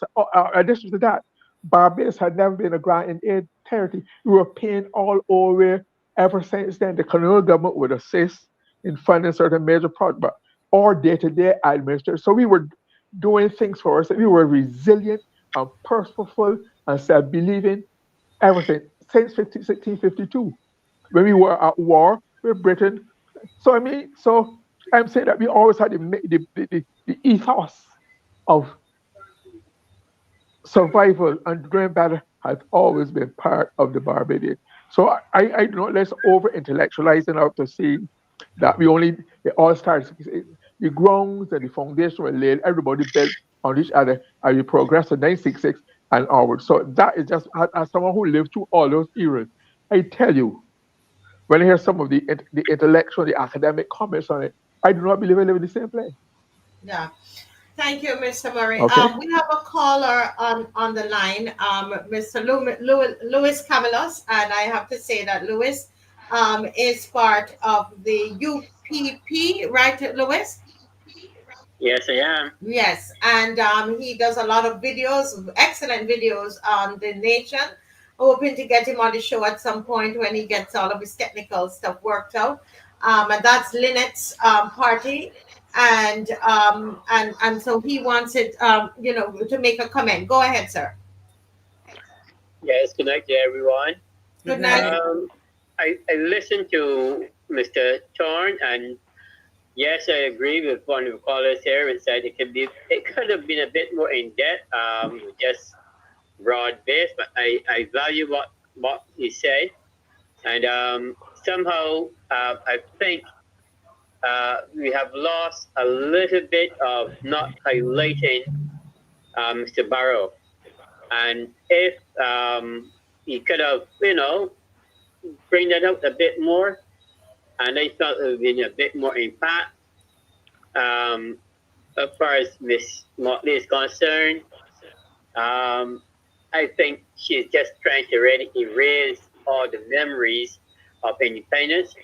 I don't think she's going to be successful, but her contribution as far as Ms. Chisholm is concerned, I study her in U.S. history at school over there, and yes, I understand the value and her position, but I think there are Barbadians that she could have highlighted a bit more to as well.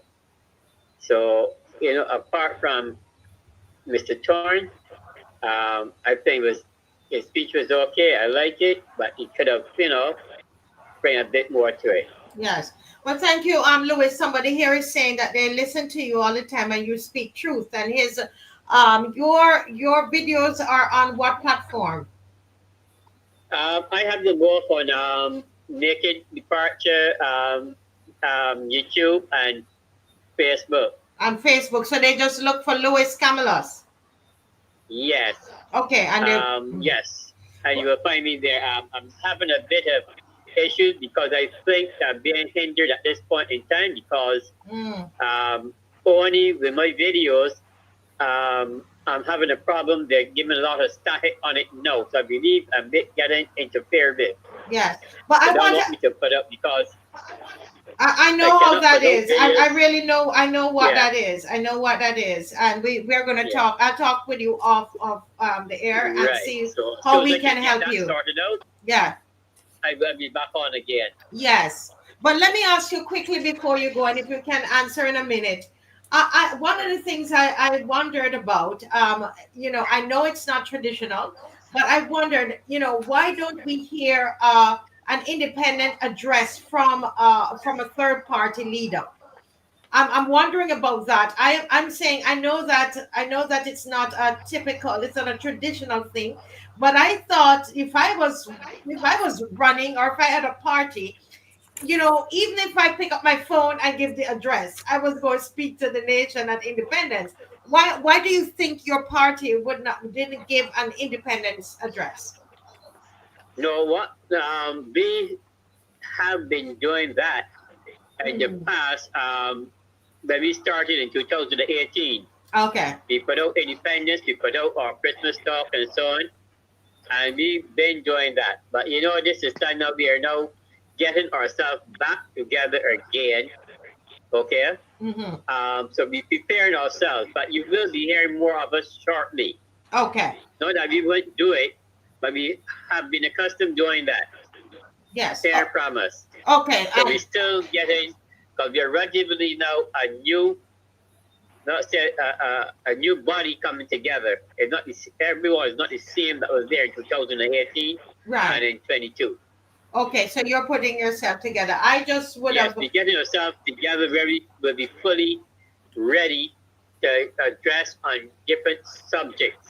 Yeah. As they arise from out of Parliament. Right. So we're not going to rush anything yet until we have everything in organized. place. All right. Thank you so much, Louis, Right. and God bless you. Okay. All right. Say hi to Right, Lynette okay. for us. Thank you. Yes.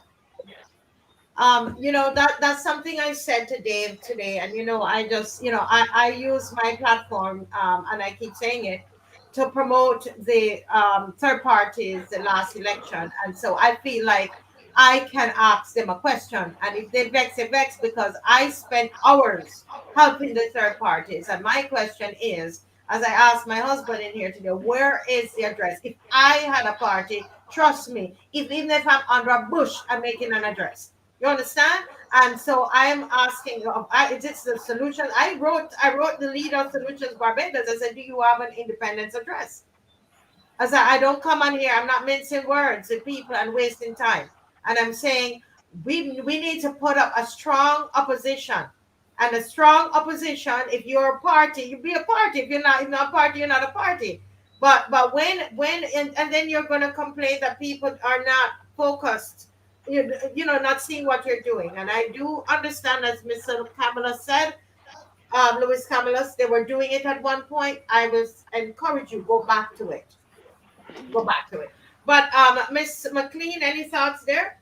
Yeah, you wanted to speak on. Yeah. I wanted to. I mean, it's connected to the whole focus of what the Prime Minister did, and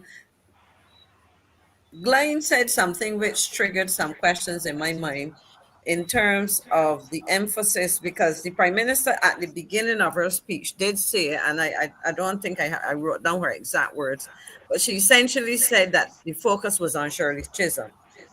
And like Glenn, the question that was asked to me, and in fact, a lady offered an explanation which is very similar to Glenn's. The question was why, and the person said, Maxine, you should know about these things as a former Minister of Foreign Affairs. A delegation from the United States, a delegation of congresspersons, let me see, members of Congress, don't just turn up on the doorstep of Barbados overnight. That there has to be some planning, and that perhaps this was part of an anticipated celebration.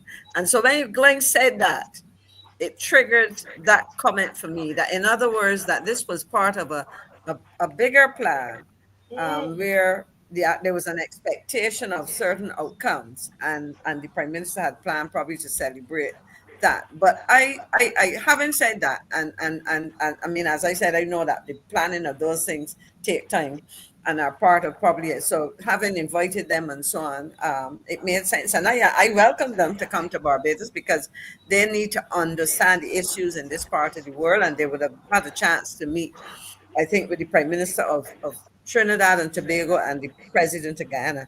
But I want to say something quickly, Glenn, in relation to the recognition as part of an independent celebration of Shirley Chisholm, because by itself I have no problem. My difficulty was, here you are highlighting her as a trailblazer in the context of a Barbados independence celebration, but you disrespect the founders of this nation, and in particular the person designated the father of independence, our first Prime Minister, by not even mentioning him. Even when you're referring to part of one of his first speeches, you didn't even acknowledge that.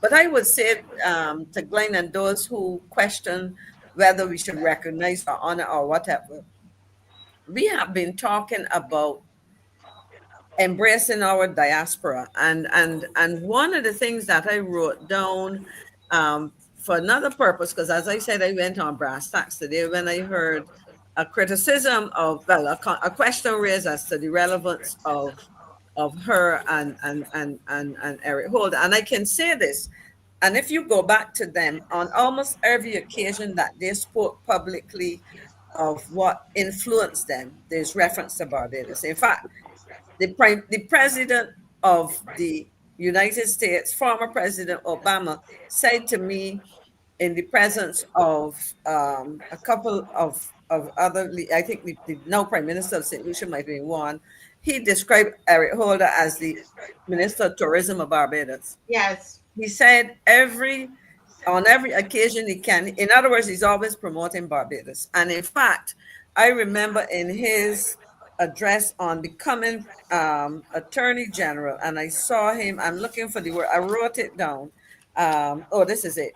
In a speech in May of 2010, this is what he had to say. And it was the inaugural Caribbean U.S. Security Cooperation Dialogue or whatever. He said his father and his 4 grandparents were born and raised in Barbados. Although I grew up in New York, I was brought up in a Bajan home with West Indian traditions and values. And he and Shirley Chisholm said that those things informed their accomplishments. And they spoke about Barbados. And to me, that has some significance. Now, the other thing I can tell you, Shirley Chisholm went to school here for 4 years, but she probably came back frequently. And you probably know Glenn, she had a sister who lived here. And they would have promoted the interests of Barbados. I can imagine as Congress people where you have significant lobbying efforts, that was part of those were the people you turn to. So I don't have a difficulty recognizing them because they saw Barbados as an important part of who they were and encouraged. In fact, I remember after he demitted the office of Attorney General, I think it was in 2016. But he came to Barbados. This is Eric Holden now, and he said, like my father brought me here every summer, I am trying to bring my daughters to Barbados. So this is somebody who was very much influenced and who defended and represented our interests in ways that we may not even have been able to capture fully. So I don't have a difficulty with recognition, but I have a difficulty where you are saying on Independence Day, we are focusing solely on a child of the diaspora in the context of independence to the exclusion of anything related to the persons who made Barbados independent. I don't know what you think, Glenn. If that convinces you any, probably not. I think it gave me a warm feeling because But I know how I feel about Barbados. I get it because I would ask you, Max.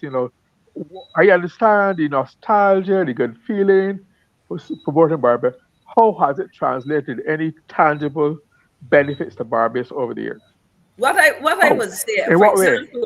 I can tell you in terms of lobbying, I'm trying to remember the exact provision just before the change of government. There was a piece of legislation that was passed, and these were people lobbying for it. I will research it because I don't like to misquote. Okay. Yeah, but there's a tangible example I can share with you. Okay, I'd appreciate that. But can I share an example with Mr. Murray? I can share a tangible experience as it relates to this is to the former Attorney General Eric Holder, who was the narrator of the Barrow film. Right. And just let me say that he did that free of cost. He also provided us an opportunity to where we had to do the filming. There was, we didn't even, nobody told us, but there was supposed to be this, large fee that we had to pay and all of these things. And, I turned up there, but long story short is that all of that was waived by the time we got there.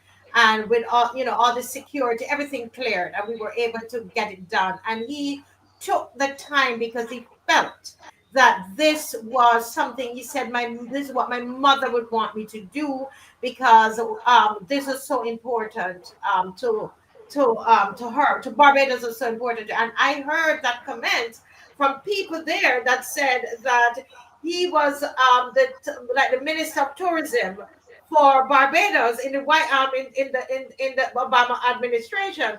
In fact, he took a bottle of the rum. There was a heritage rum, the 50th. in 50. I can't remember the term That that they that used. that was my gift to the former president. When we had the in our the what you call it the premiere of the movie. Yes, It was one of the things with the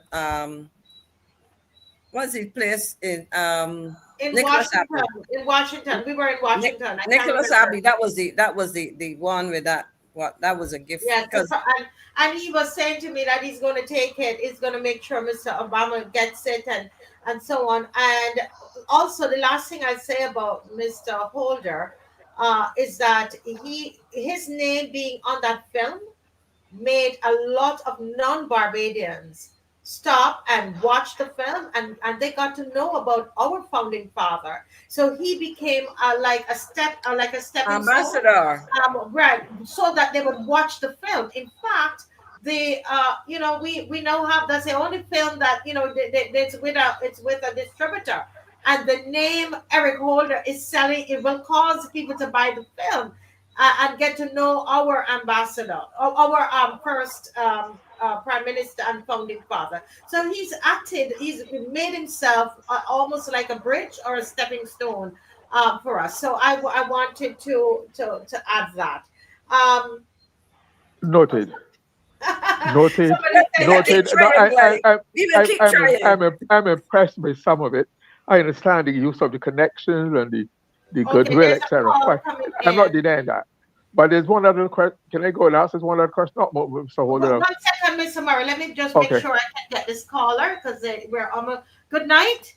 Good evening, ma'am. How are you? Good evening. Welcome to the Marcia Week Show. Hope you had a good independence. Yes, well, I was getting a bout of dengue fever. Oh, Otherwise, it was like most others. so you're Very, very cool and quiet, Nothing to do a backflip about. okay. But I am so glad that you did this analysis tonight.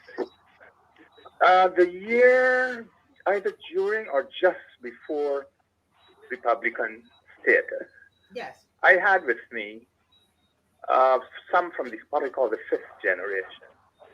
I call my grandmother the first, and I and my siblings, we are the third, our offspring the fourth, and their offspring the fifth. And they asked me, this was the question that they posed to me. Yes. Uncle D, what are you doing for independence? I said, well, I'm going to do so and so and so. I said, what are y'all going to do? They said, well, nothing really. I said, what do y'all do? They say there's scrimmage. That is to say, play some basketball and some football and then go home and have some conkies and go and scrimmage again. Mm-hmm. And the question they asked me was, this is a very technical thing we're getting into, Mark. Mm-hmm. Mm-hmm. They asked me was, Uncle D, why did you go independent? Why did you vote for independent? I said, well, I was too young to vote. Mm-hmm. So I got out of it by saying I was too young to vote. My parents voted for me. And then the next question came, well, all right, if you didn't vote, why did you vote for Republican status? I said, no, we did not vote for Republican status. It was promised to us through a referendum. Mm-hmm. Now, these young people, I said, but why you use it? They are saying that had we not gone, listen, look at how the young people think. Had we not gone independent, they would be able to go to England and play for any football team, go to any university, study what they want to study, Okay. and so on and so forth. And this is the same thing that right now is existing in Martinique. And I know very well by virtue of having worked for a French-German company, for a pharmaceutical company. More about that on another time. You have those who are looking at the philosophical side of it, like our age group. Mm-hmm. But then the younger people would know that if they were to pull away from France at this point in time, they would suffer. Mm-hmm. I'm telling you, Mark, they would suffer. So the youngster in Martinique, sorry to digress a bit, wants to know that he could leave his country and get to France in 8 hours and see Lyon play a team from Russia. Right. Whether it is Dynamo or your sons will tell you the same thing, Yeah, Dynamo or one of the other top ones. No. I can't remember. Right. I can see his name, Mbappe. Yeah, Mbappe, the top player. But yeah, they want to see their Mbappe. Yeah. You see? So this generation's thinking is drastically different. Now, if I had played those two speeches to those youngsters, they would gravitate. Now, I didn't come and say which one I want because I would be charged of a bias by an old school tie and a school mate and this and that. So I'm not going that way. But if I were to play those two speeches to those young people, and those young people are representative of the youth, if I were to play the two, they would go for Mr. Thorne's speech. You cannot speak about independence, whether it is in America or in France, without going back to the trailblazers. However you get it, you must put in those names, the president at the time or the system at the time, and come forward where you hope to be. Now, then I'm going to give you a definition that I looked up before I wind down. The three principles, and I'm not a student of law, but no, sorry, I was a student of law at one point in time. I'm not a social science student. Yes. I'm not a humanities student, but I am curious about those things, and I've done a lot of reading. Now, the three trestles or principles upon which the Republicanism is built are égalité, liberté, and fraternité. Okay? Yes. Those are the three. Now, when I listened to Glenn, who is my senior, and Mr. Barrow was a very wise man, you know.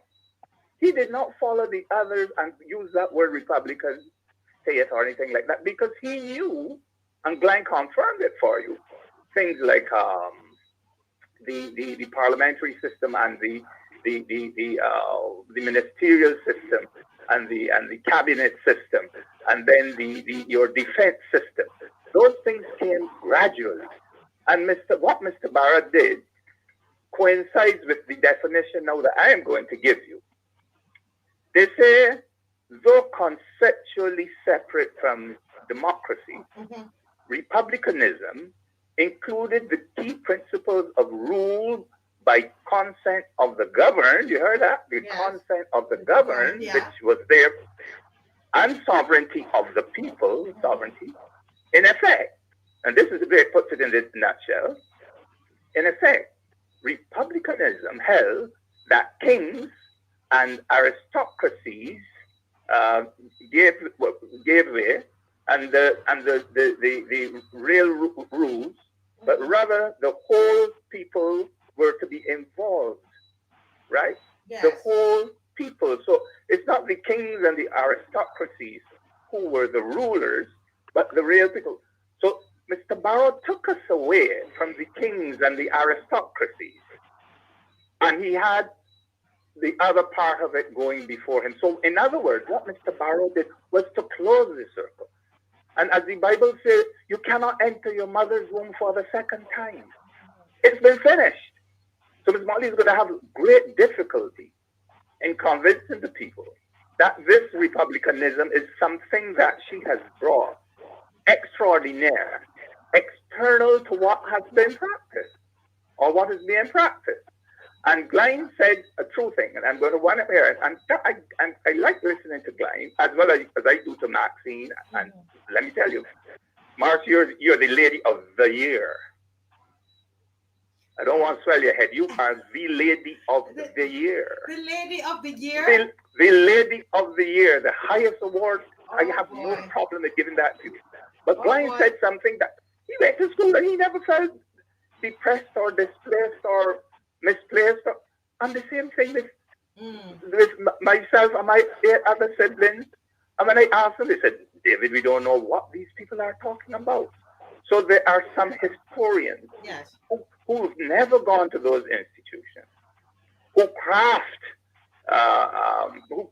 their own little thesis around what they think and put it to those who've never gone, and they buy into it. So I thought that this was perfect. At first I said, you know what, this can be a little ticklish. But I use the fifth generation. I don't know who you call them. You call them the Gen Z? Gen Zs, yes. Right. And I call them in my family the fifth generation. Because let me tell you, Marcia, I work with the fifth generation to let them know that no newcomers into this place, Koreans, Taiwanese, Singaporeans, they shall never stoop to those people and polish their shoes. Yeah. Well, we're gonna. I'm going to keep your number, and I'm not sure who it is I'm speaking to, but we will keep your number.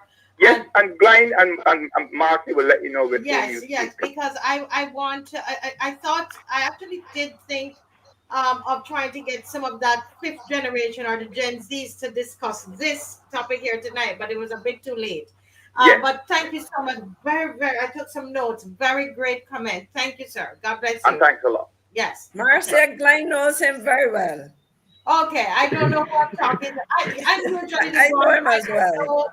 I don't know these people. I don't know. I don't know. He's a former politician. My contemporary age, school-wise. Oh. I don't think he will have a difficulty. His name is David Gill. So Glenn recognizes his voice, but has a terrific scientific background. Yes, good. That's why he's studying humanities or whatever. He's a scientist. Right.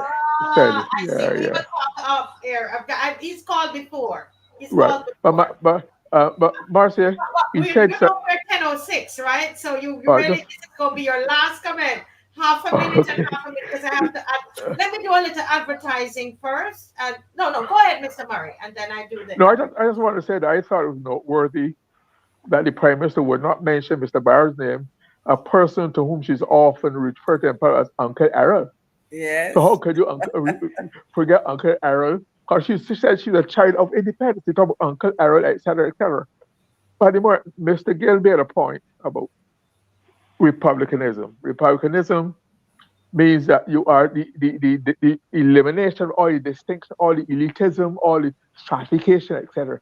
All supposed to be one solid body, res publica, public thing.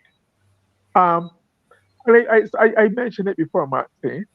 I find it really repugnant that we've gone now, David talked about not going back, not entering our mother's womb twice.